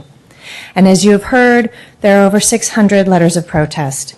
So together, we're over 2,000 in number of people who are moved or touched to the point of acting on this matter. I know it's complex, it's controversial. There are going to be opponents and supporters, but I really do believe in the democratic process for an issue of this magnitude that will have such a long-term impact on our community. We really should put it to the voters. I would also like to state on some of the comments that have been made this evening, I really would like to ask our residents to come together and not be divisive. For somebody to make a comment that says a school is not an asset just floors me in this day and age. Education is so critical to all of us. Every school, no matter what school it is, and charter is part of the San Carlos School District and is a public school, is an asset to this community. And every student in this community is an asset to our future. I'd also just like to add that of the 20,000+ acres of dedicated open space directly behind North Crestview Park, as well as all of the acres in front of it at Vista Park, on top of the fact that this deal increases the open space, for people to say that they oppose this based on losing open space and yet not realize that the city is the winner here with more open space and park space is ludicrous. I would just ask you to put this to the vote. Thank you. Thank you, Karen. Catherine Donahue, followed by Kevin Statenfield.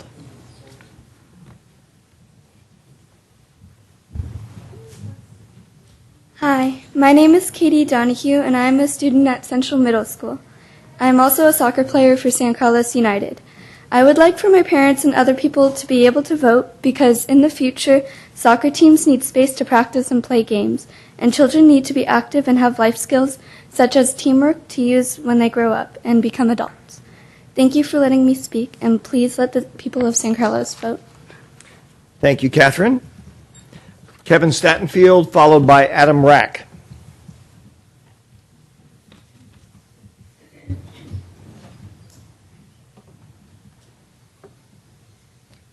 Hello, my name is Kevin Statenfield, and I'm here to voice my support for the land swap because it solves several significant problems for our city: overcrowding of local school sites, traffic mitigation, and addresses the undersupply of field space.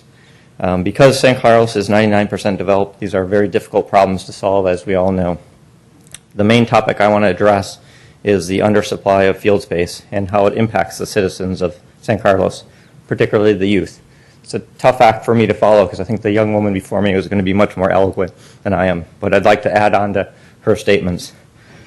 Similar to school overcrowding, our sports leagues also are vastly overcrowded. Over the last 10 years, we've had a significant increase in the number of families and youth in our city, but we haven't added any new field space.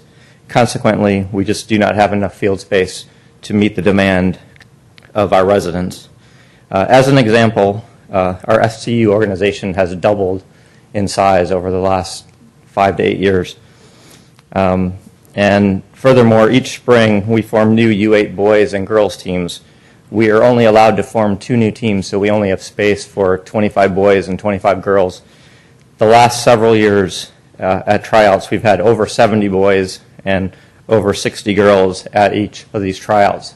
And so consequently, we're turning away almost 2/3 of them just because we don't have enough field space. And that just isn't right, that kids don't get to play because we don't have enough field space. And the result of this swap is actually a net gain in park space as a whole. It adds the trade of the 4-acre underutilized North Crestview property for 4 acres at TL, which will be developed into a field, and the other 3 acres at Heather. So for a $1.5 million investment from the city, we can develop a brand new field at TL, and which is critically needed. And in addition, it mitigates the loss of field space because CLC will be built somewhere. And if it gets built at Heather, we're going to lose not only the field space there, but the green space that the Heather kids used to play at. So I urge you to let the citizens vote on this important, critical issue. Thank you. Thank you, Kevin. Adam Rack, followed by John Mikulski.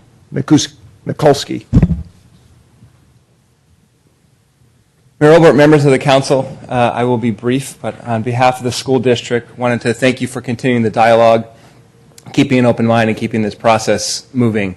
I think the principled agreement that we have adds to open space, adds field space, helps address traffic, and for our perspective, helps to deal with the overcrowding at schools. I just want to remind you that we, just like us, we're elected to represent the whole school district and all the children, not just one school or another. You're elected to represent the entire community. So when you look at this, I think it's important, given how many people are interested in this issue, that you let the people decide. Thank you. Thank you, Adam. John Mikulski. Members of the council, John Mikulski. I am a 40-year resident of San Carlos. We have two problems. One, not enough school space. Two, not enough playing fields. Why do we have those problems? Bad, unthought-through decisions 30 and 40 years ago by public agencies. Apparently, back then, people assumed that the demographics of the city would be in stasis, that it would be the city of seniors that it was 40 years ago, and as a result, school sites were sold off willy-nilly. My concern with what's being done is whether this is in of itself a good proposal or not. I'm personally not very certain. What I'm not hearing is a comprehensive review of all of the possibilities, of all of the things that we might do, building up.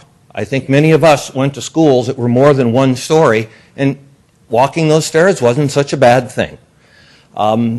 We don't have playing fields. Where should we put them? This has the feeling, and pardon my words, of a bit of a last-minute backroom deal put together without a top-level review of all the possibilities, a committee of citizens representing all the different interests to really look at all of the possible options. We're getting presented with one option as opposed to, we could do this, we could build up, we could do this, we could move that.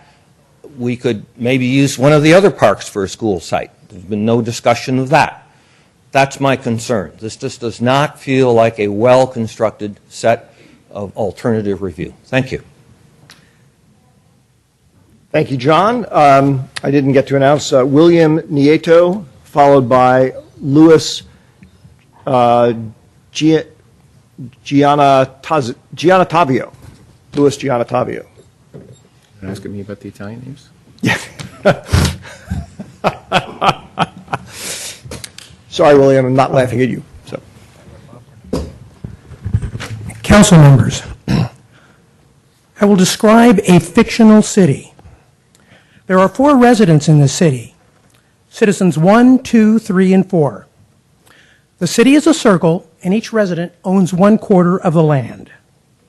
One day, citizens 1, 2, and 3 run into each other, and citizen 1 says, you know, if we divide up citizens 4 land between us, we would have a nice addition to our holdings. Citizen 2 and 3 agree. So at the next council meeting, citizen 1 gets up and says, we want to take over citizen 4's land. Citizen 4 says, what? The city attorney stands up and says, you can't do that unless you put it on a ballot. Citizen 2 says, yes, put it before the people. The people should decide this important matter. Citizen 3 says, I trust the wisdom of the voters of this community. Put it on the ballot. The election comes around. Citizen 4 votes, no way. Citizen 3 votes, yes way. Citizen 2 votes, are you kidding me? Yes. And Citizen 1 votes, of course, yes. With a 3-1 victory, Citizen 1 goes to Citizen 4 and says, sir, please get off our land. Citizen 2 and 3 say, isn't it wonderful living in a democracy? Gentlemen, do not let this happen here. It may be democracy, but it's not just. The school board has viable alternatives to build a school. Please do not risk losing the city's most unique park on a ballot measure. The demand for additional school space is short-term. The loss of North Crestview Park will be forever. Please do not let this go to a ballot. Thank you. Bill, thank you, Bill. Louis Giannatavio, followed by Darab Zokaya.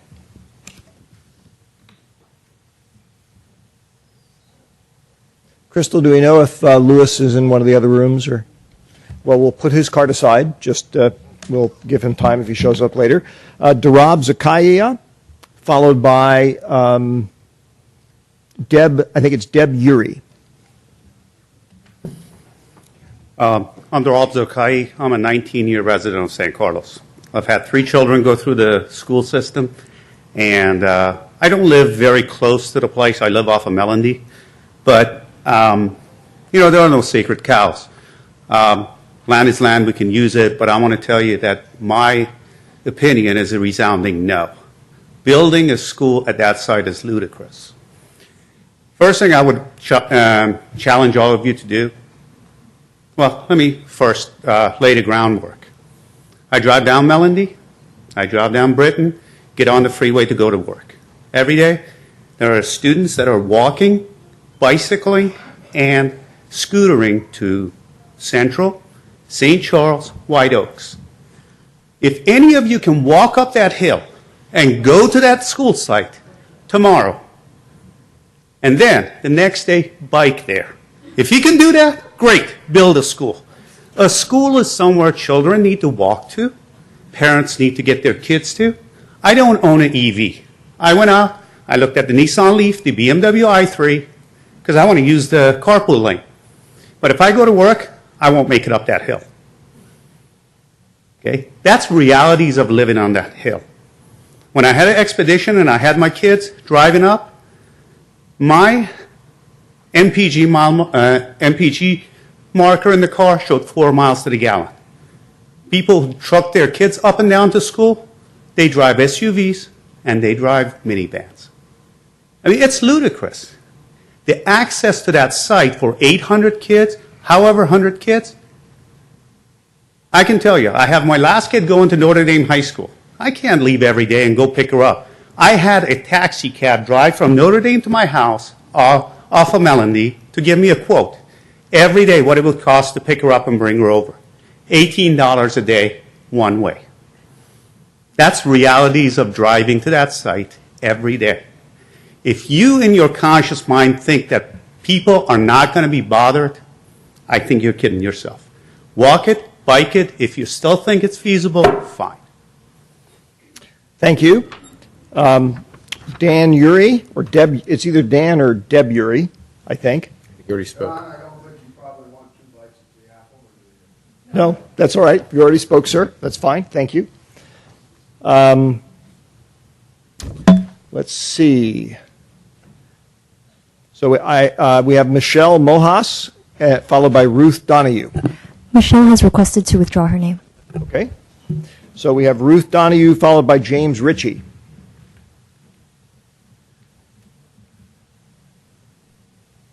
Good evening. You know, I think this is a very complicated issue. My family supports the Nature Conservancy. We support the World Wildlife Foundation.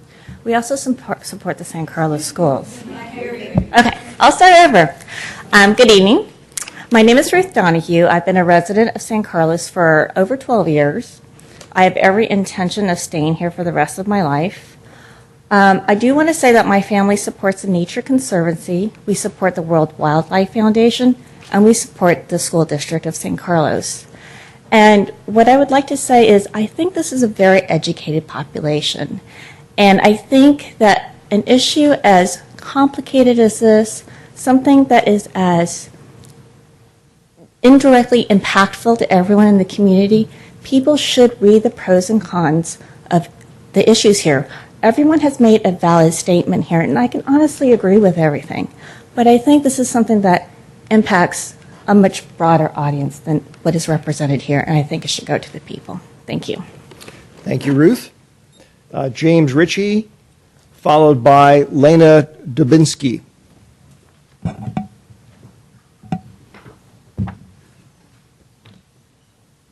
James Ritchie? Crystal, do we know if... Okay. Let me just make a note. We'll put that aside.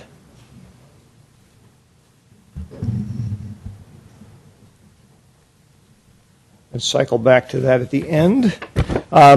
So then we have Lena Dubinsky, followed by Robert Dubin. You already went? Fine. Robert Dubin.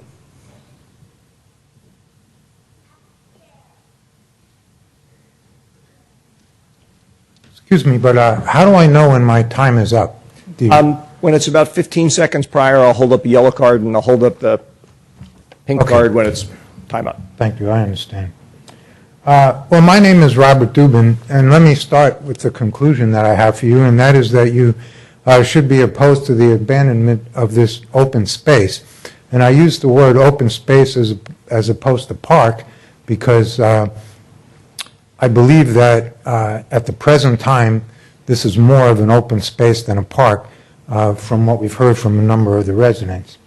Now, let me follow that with a confession, and that is that I'm one of those 25% of the people that don't live in San Carlos. And actually, I live in Belmont, and I live on Hastings Drive, which is adjacent to Club Drive. Now, let me say that I almost didn't come to this meeting because I said, well, this is a San Carlos issue, why should I bother with it? Now I'm so pleased that I came because I've heard a number of things which I'd like to share with you from the perspective of an outsider, so to speak. I have no children to attend that school, and I'm not a San Carlos resident anyway. But I really believe that this is not the highest and best use of the property if you abandon it. The highest and best use is to keep it as an open space and as a park. I think that I should mention to those of you who don't live in Belmont, and I don't know what your rules are in San Carlos, but in Belmont we can't even cut a tree on our property unless the tree is less than 6 inches in diameter or something like that. And I suppose that you have some rules like that as well. Now, there is a boundary line between San Carlos and Belmont, but on the other hand, those of us who live on the hills there are what I would call hill people, and we all appreciate the sacredness of that situation, because we get to see beautiful views, and we also, I'm going to finish up in a minute, and we also get to understand that schools come and go, but open spaces like that and panoramic views, once they're gone, they're gone. I really do believe that you should look at other alternatives, as people have mentioned, and I think that that may help you solve your problem in a different way. I'm sorry I overshot my time. Thank you, Robert. I'm going to cycle back first to several people who did not appear when we called their names earlier. Louis Hum and Louis Giannatabio. All right, I'm going to assume that they have left. And then we also had James Ritchie. Okay. Left also. Is there anybody else? That's what I have for speaker cards. Is there anybody else who wishes to address the council on item 5A? All right. Thank you. And thank you, everybody, once again, for abiding by our rules and treating each other respectfully. That's a hallmark of our community, and I think it was on display again tonight. Mr. Mayor? Yes. I'd like to make a motion to close the public hearing. Is there a second? Second. The motion and a second. Crystal, would you please call the roll? Councilmember Collins? Yes. Councilmember Grisilli? Yes. Councilmember Grocott? Yes. Councilmember Johnson? Yes. Mayor Obert? Yes. Gentlemen, discussion.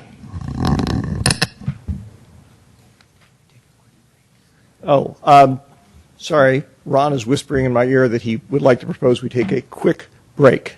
Why don't we plan on being back here at 9?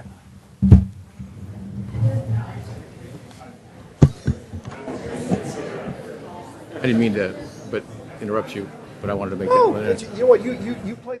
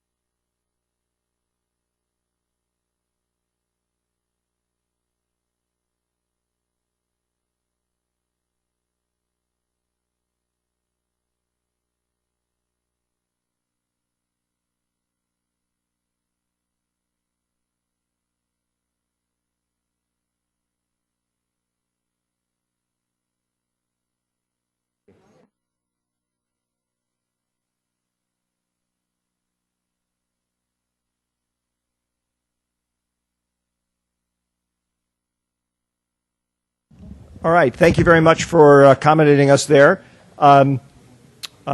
Before we proceed with the discussion on the dais, our process is that we see whether or not there's a motion and a second on the item under that's up for action, because if there isn't, there's no point in having discussion. So I will entertain a motion, if anybody cares to make one. Mr. Mayor? Yes. I move to adopt Resolution 2014-72, 72.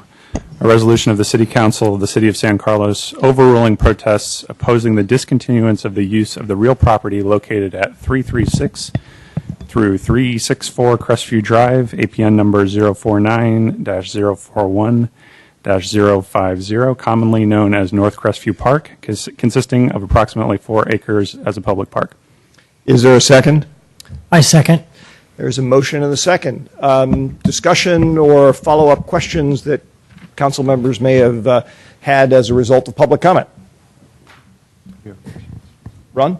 Yes, thank you, Mr. Mayor. This question is for Mr. Rubens. There was a comment by the attorney earlier about something about the Superior Court having to approve changes. I don't know if she meant the general plan or the park adjudication. I'm really not sure or clear what she meant. Can you help me with that?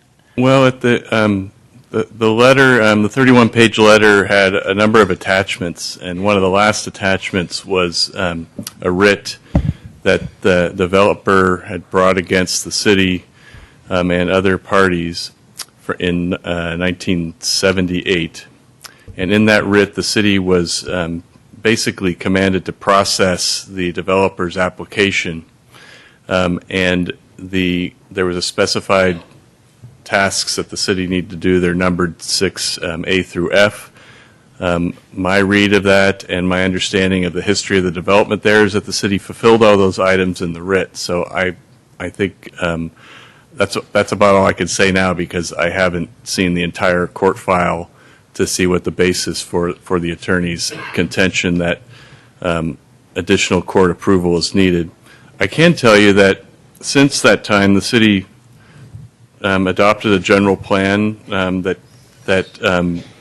included that area up on the Crestview Drive area, including specifically designating the North Crestview Park as a park. It hadn't been listed as a park before that in the general plan, and the zoning was changed up in that area. Didn't change the densities of development, the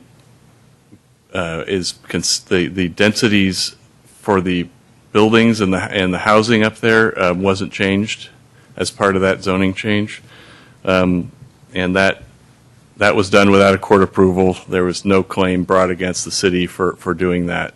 So I'd be glad to talk with council about that, but I just don't see that there's any court order preventing you from doing what you're planning on doing tonight. All right. And then there was a comment that if the ballot were successful, that we shall abandon the park. I almost got the impression that we're required to sell it at that point. I thought we could do anything we want with it. We could keep it as a park, right? We could sell it to the Mid-Peninsula open space if we wanted to. Well, I think in short, my view of the way this process works is at the end of the process, the city owns the property in fee without the park restriction on it. There's nothing in that law that prevents the city from, for example, should we not be able to reach a final agreement, or should the school district, as has been suggested, decide not to complete or close escrow on the transaction, from putting the property back into park use. All right. So we could end up just doing nothing and just keeping it the way it is. Absolutely. That's my opinion. All right. I think that's it for me for now. Other questions that were occurred to council members, or either by public comment or during that process, to ask staff? Maybe we ask a question of the other attorney? Do you really want to do that? I don't think that's a good idea. We're going to. You know? Only reason because you're going to have. I mean, can we get all the other attorneys out there too? I mean, how attorneys work, Matt. No disrespect to the members of the bar, but whatever. It's just an opinion. The mayor can decide. Not me, sorry. I would prefer not to do that. Unless Greg, you'd like to advise me otherwise. You know, you've already closed the public hearing, so the council as a whole, the law authorizes limited questions, but that's up to the council whether or not they want to allow that as part of it. I can't really make a recommendation whether to ask a specific question of an audience member or not. Okay. All right. Other questions of staff? Then I believe we are in that famous discussion phase. Anybody like to start the discussion? Cameron. So I'll speak on behalf of the motion, and I'll start by thanking everybody for all of their public comment tonight and all of the public's participation in the process thus far.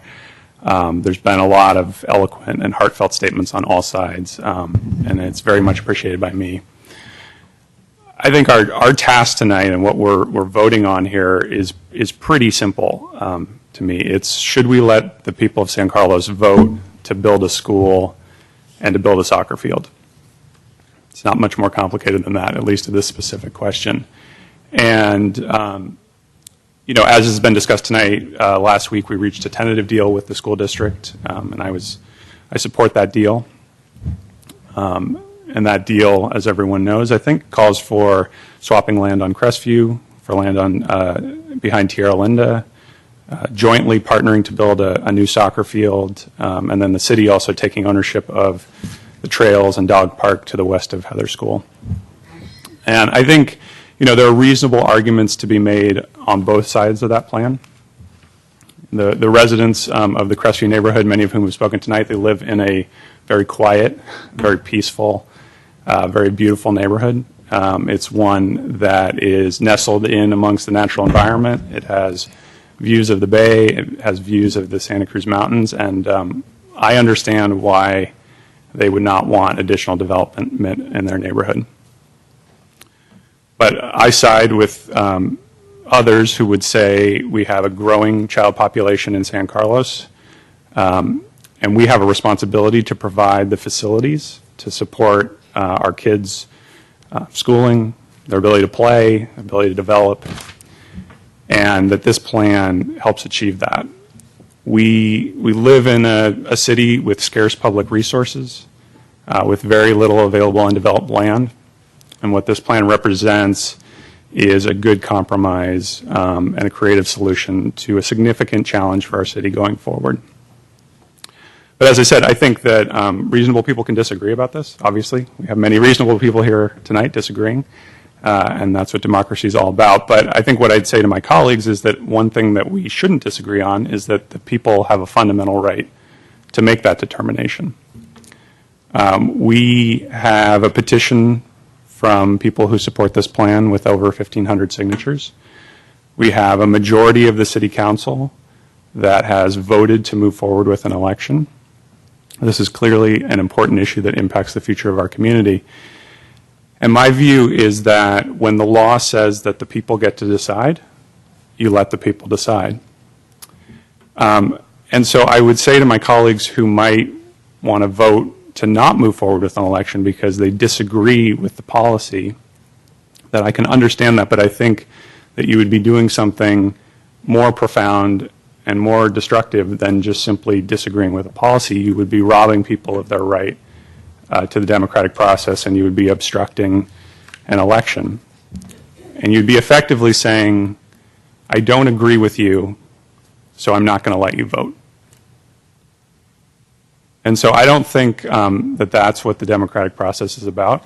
I think we should all agree that people have a fundamental right to have their say, and that it's up to the proponents and the opponents on either side of the debate to make their case to their neighbors, to make their case to the community, and to respect the outcome. And so I hope you will join me in supporting this motion so that we can move forward with letting the people determine what the best outcome is. Thank you.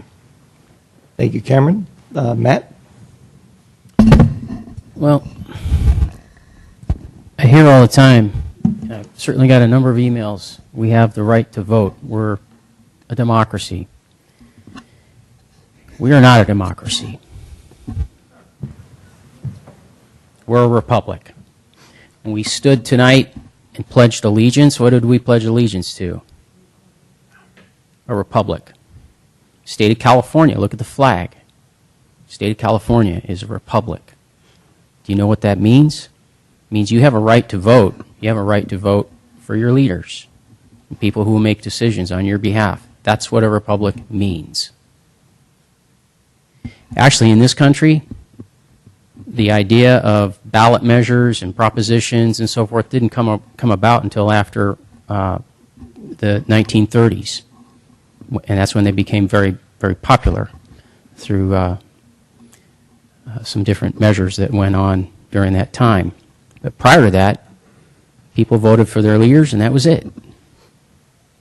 Now, I would be willing to change my mind. I think everybody knows where I stand on this.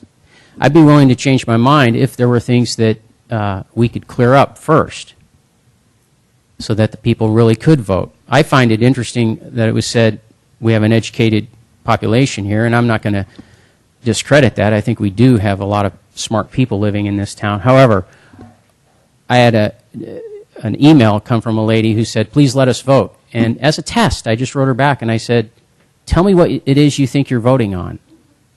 And she wrote back to me and said, well, we're voting on whether or not to build a school at North Crestview Park.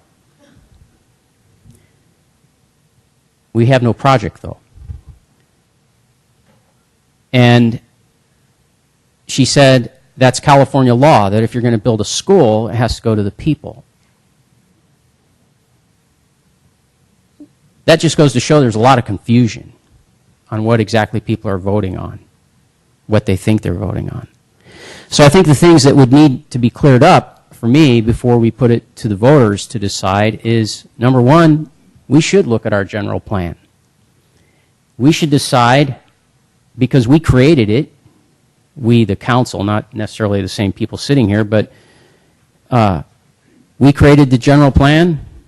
We have to change it before going to the voters with the option of abandonment of that plan. In other words, we, as policymakers in this town, should show the public that what you're about to do is not incongruous with the general plan that we have, or that we feel as policymakers it's okay to amend that general plan so that what you may be about to do would be congruous with the new amended general plan. And that should be subject to an EIR.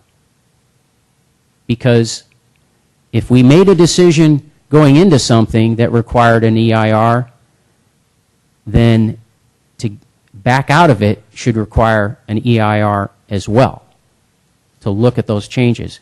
Now, the importance of the general plan, I was trying to think of what examples to give, because there's a lot of policy guidelines and then action items if you read through the general plan relative to this decision. And if you look at the general plan, the way it's set up, there's the housing element, there's all these different elements. Part of it is just Chapter 7 is solely deals with parks, but even if you went to other parts of it, like traffic and circulation, you would find things in there that would be tangent to this issue. But let's just look at the parks and recreation part of it. One policy. One policy is policy 1.2, walkability. Locate a park or recreation facility within 1/2 mile of every resident. Now currently, because of Vista Park, which is really, in my view, it's just a pocket park. There's not much there. If you want to go have a picnic and see the bay, you can do it. But you can't walk around that much. There's you know, it's not that big. Most of it's down the hillside. If you take away North Crestview Park, suddenly you have a whole segment of San Carlos that is not with the residents are not within 1/2 mile of a city park. The only other place that exists right now is up against Eaton and or Cordilleras Creek, whatever it is, Redwood City border. You have a whole section there that's further than half a mile from any one park. So again, those are decisions that we should make ahead of time before we put it to the voters and put it on the ballot. I don't mind putting it on the ballot, but there's a lot of complex issues. I disagree with you, Cameron. This is a complex matter because there's a lot of things that are tangent to it. And we, as a council, ought to clear those up before we put it to the ballot. I do think the thing I believe the attorney was talking about, Mr. Collins, is the development agreement. And that happened in a court of law with a federal judge. The city voluntarily entered into that agreement. And in my mind, those parks are integral to how all that housing was developed. There was increased density in that whole development because the parks were pulled out from the entire 100 acres that were originally purchased by the developer. So I think we have to look at that and say that that's okay to take this park out of that density mix. I think, actually, people talk about promises made and promises to be able to vote. I think we as a city 4 times have made a promise to the people who live in the vicinity of North Crestview Park. We made a promise to them when we entered into that development agreement and voluntarily entered into the agreement with the judge to go forward with the development and so forth as it was, with Vista Park and North Crestview Park being part of it.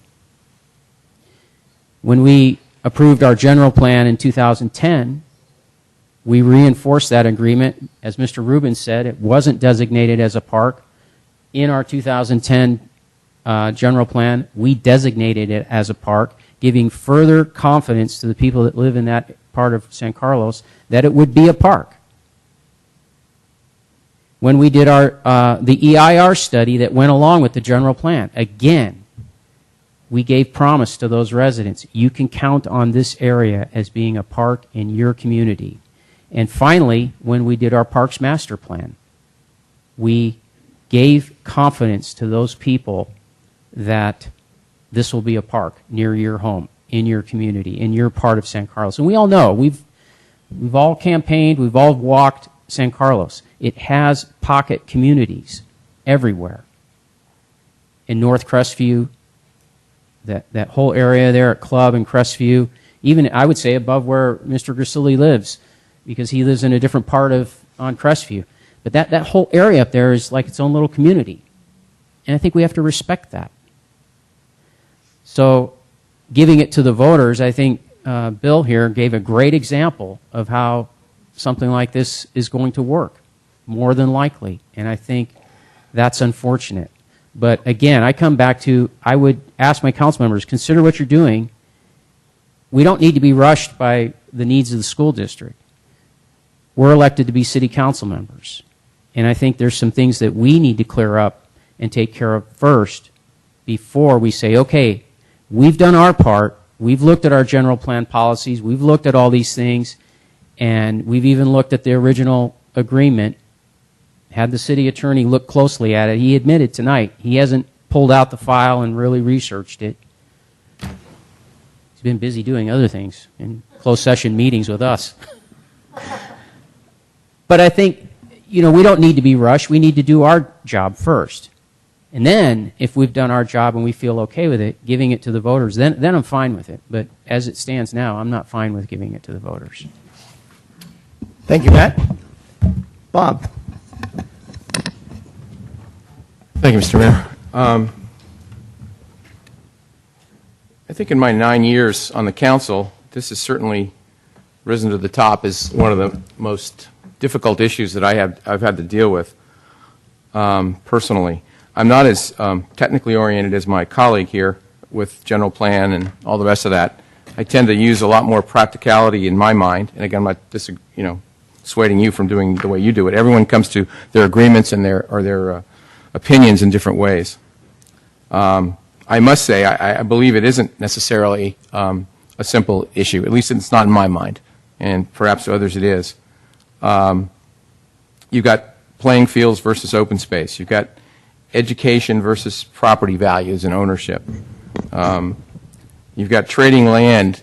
Are they equivalent values? As I already battered the members of the bar, I'll also batter the appraisers in the world, that you can get 10 appraisers in here and probably have different opinions on what all those land items are worth. Mr. Grocott indicated the perhaps inconsistency versus the general plan and the history of North Crestview and designated as a park. Certainly there was going to be increased traffic on those streets. I do live on Crestview. I live right below Melody, in between Melody and Britain.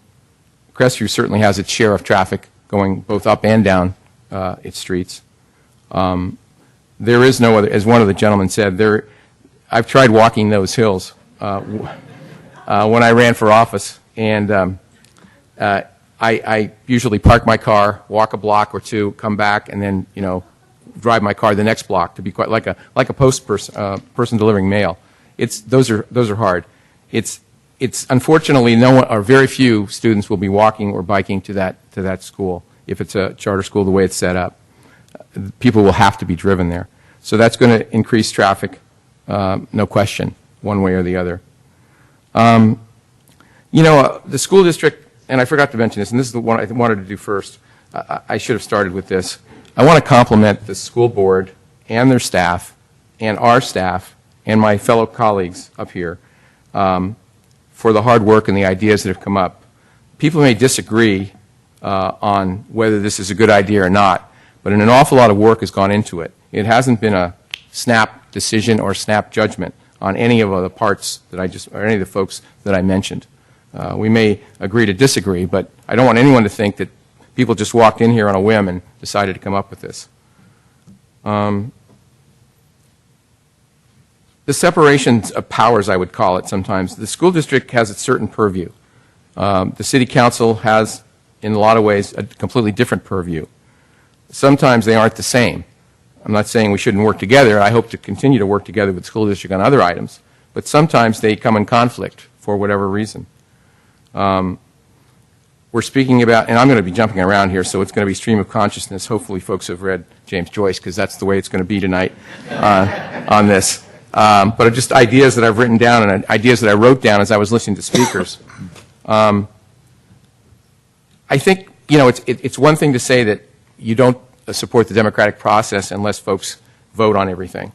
And I've said from the dais a number of times, what's the threshold of folks voting and not voting? We all ran for office. We all worked hard to get here. Sometimes I'm wondering why, but we did. And we got elected by the citizens of San Carlos to make the tough calls. If people do not want city council members or school board members, we'll give everybody a button and we'll just broadcast it at 7 o'clock on a Monday night, and the item will be up there. It'll be discussed by certain staff members or whatever, and everybody gets to vote. That's not the way it works here, and it isn't. And it's a tough call on whether things should go to in my mind, whether things should go to the ballot or, as Mr. Grocott said, to the responsible people that were elected by the citizens. There's cost to the city for planning the resources that could possibly be, if it went to an election, could possibly go the other way.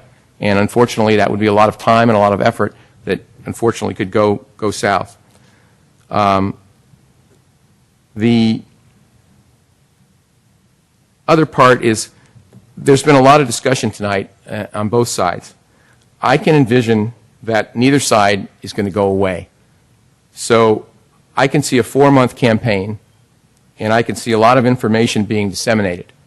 Hopefully most of it's correct, but as we all know in political campaigns, sometimes it isn't correct. I think it would be very divisive, or divisive rather, in our city, because I think it would pit groups against each other that shouldn't be pitted against each other, whether it's by age, whether it's by where you live, whether you have children or not have children. There's an enormous amount of whether you like open space or don't like open space. There's an amazing amount of folks, or want more fields or don't want more fields. There's an amazing amount of folks in this city that have differing views. And I know a lot of folks are conflicted, as I am, on this issue, because it's not, again, in my mind, a simple item. The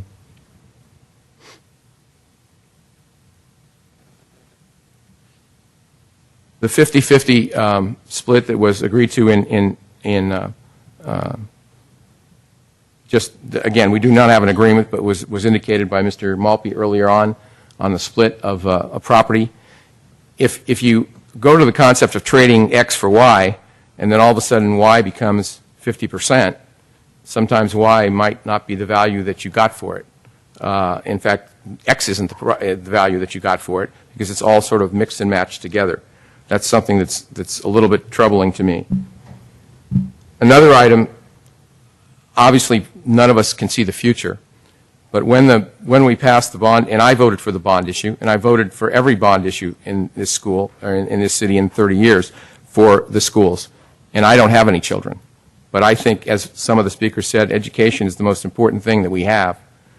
But having said that, when the bond was passed and the district knew it was going to have to build some new, it didn't perhaps see the huge increase in students, but they knew they were going to have to do some building. That's why they passed the $72 million. This property wasn't even in the discussion in that campaign. It didn't exist and maybe it existed in someone's mind, but it certainly didn't get out to the public side of it. Perhaps it was, or perhaps it just came later. If it didn't happen, if it just didn't exist, if it was already let's say a Burton Park situation, we wouldn't be, I can't believe we'd be talking about it. Maybe we would, but I can't believe we would. Because no one certainly is going to say, let's build something at Burton Park right now. I guess the last item I was going to say is that for me, I have spoken to dozens of people on this issue. I've spoken to staff members in the city and the school district. I've spoken to board members on the school district. I have not spoken, again, because of the Brown Act, I have not spoken with other members of this council, except in some of the discussions when we had in closed session. I read hundreds of emails. I have not responded probably to 99% of them, because I quite honestly don't have, there's so many. So I want to make sure that everyone understands when I get an email, I read it. And I've listened to all the public comment. I've been at every meeting and listened to every one of the people that spoke here. I don't make a decision. Anyone who knows me knows that I don't make a decision in a vacuum or with preset prejudices. I try to get as much information as I can from all parties. And that's what I'm doing tonight. And I'm going to be listening to my other two council members when they speak. And I'll be deciding when we vote how to go on this. And it's not going to be one that I'm looking forward to, because I know no matter any of us how we vote, yes, no, whatever, there's going to be folks out there that are going to disagree with us 100%. And but that's the nature of what we have up here, the democracy we have, and or the republic, as Mr. Grocott would say. It's the way the process works, and we hope it works for the best. So those are my comments, Mr. Mayor. Thank you, Bob. Ron. Thank you, Mr. Mayor. Much has happened over the last 3 months on this topic, and as should be the case, we San Carlins have very strong opinions on it. I think one thing that's been reaffirmed, though, is that we really have a profound sense of what we believe is important to us and what we care about and those we care about. And as Mr. Griselli said, each of us on the council has received hundreds of emails. We've received phone calls. We've had meetings. The arguments have been well stated. They've been compelling, and I agree with most of the points on both sides. But tonight, as required by law, we decide whether to abandon this proposal or place it before the voters in November. We're not empowered to accept the plan without a public vote. And without a public vote, no one gets to decide. For me, the decision does come down to a simple concept, even though it is a complex program, and the whole issue is very complex. But it does come down to democracy. A republic sets in process, or it establishes a democratic process. Because we're a republic, we don't ignore the democratic process. That's part of being a republic. You know, I think that because we've got a proposal of this scope and it is so big, I think the voters ought to be given an opportunity to weigh in directly. It's not really about whether I want a school or a park. It's about the democratic process. Our Constitution was written to remedy what our founders were or did feel were abuses by British rule and were oppressive practices. Democracy requires our participation. We can't turn our backs on it. And for better or worse, we Californians have settled a lot of issues over the last 100 years with the public vote. I could vote against putting this on the ballot, but as I've said previously, I really, to me, it's about trusting the people of this town. I have deep respect and appreciation for everybody and all the residents of San Carlos. Emails, phone calls, appearances before the council have shown how much you care about this town. It's really difficult for me to favor one side or the other because I've known people in this town since I was 5 years old. Some of them still live here. My old next-door neighbor still lives on Plymouth, and yes, Mrs. Muller, I do know the Dalkeys, in case you're watching. But I really believe we stand at an important crossroad with this proposal, one that will significantly impact many residents and aspects of our city life. It doesn't really matter what happens. Something's going to happen, and people are going to be affected one way or another. So feeling strongly that your voice be heard, I'm going to vote to place this proposal on the November ballot. Thank you, Ron. I echo a lot of, as it turns out, I echo a lot of the comments that I've heard from my colleagues heretofore on the dais. So I'm just going to try and add a few, maybe a little bit more personal views on this. It is certainly true that we live in a republic and not a direct democracy. It's also equally true that part of the lawful operations of the republic, it itself established rules for allowing direct democracy in certain situations.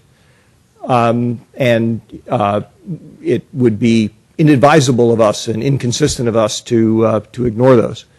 In this particular instance, we actually have kind of a funny situation. I actually have sat down and had some conversations with staff members of Assemblymember Mullins' office and State Senator Jerry Hill's office.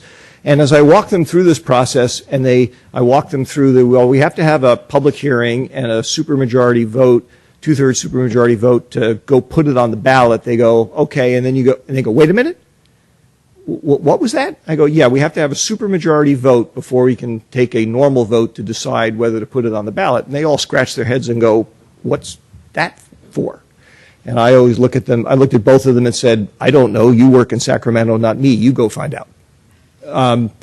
The reality is that for reasons that aren't terribly clear to me or anybody who I've asked the question of, the legislature set up back in the 1970s a very squirrely process in this particular instance. And just to be clear, it is not squirrely, whatever our personal opinions may be about the matter of supermajorities. It is certainly not squirrely to say certain topics require a supermajority vote.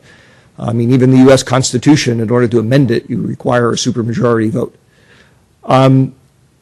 Nor is it unusual to say certain things are not within the purview of the elected representatives of the people. Because Matt's right that we are elected to make decisions on behalf of the community, and we stand before you every 4 years to convince you, assuming we wish to run again, to convince you that you ought to grant us that charter. But there also are instances where we are denied the ability to make decisions on your behalf. This actually is one of those. We have to make this supermajority vote, and then, and only then, it goes to the people for you to decide. And for me, when I look at that pattern, I think it's a very simple situation. Whenever we have to go to the voters, we go to the voters. Pure and simple. It is both the democratic way. It is recognizing the fact that whatever authority we exercise on your behalf, sitting up here in front of you, comes from you. Doesn't come from anybody else. And so when we're told that after we make a decision that we have to go to the voters, we in general, my feeling is, in general, we should say, well, unless there's some really compelling reason not to, we should step out of the way and let you vote. And I'll close just by making a couple of little observations. This is an interesting week for us to be having this discussion. Today is June 30th. Friday is July 4th. July 4th commemorates the birthday of our nation, a nation that was founded on, though it is a republic, it was founded on democratic principles, and whose guiding documents contain phrases such as, "we the people." It doesn't say, "you guys, the elected officials." It says, "we the people." It is the democratic thing to do, and I emphasize I'm talking little d Democrat here. It is the democratic thing to do, in my opinion, and honors our traditions and is highly appropriate in this week of all weeks on the calendar, that in this instance, however complex or simple one may think the issue is, that in this instance, we stand aside and we let the people vote. All right. I'm hearing silence from the rest of the dais. I think let's call the roll. Motion and second. Crystal, call the roll, please. Councilmember Collins? Yes. Councilmember Grisilli? No. Councilmember Grocott? No. Councilmember Johnson? Yes. Mayor Obert? Yes. The motion pardon me, the motion fails for not achieving the required two-thirds supermajority. And I believe, Mr. Maltby, Jeff, that essentially obviates item 6A. That's correct. In which case, we will adjourn the meeting.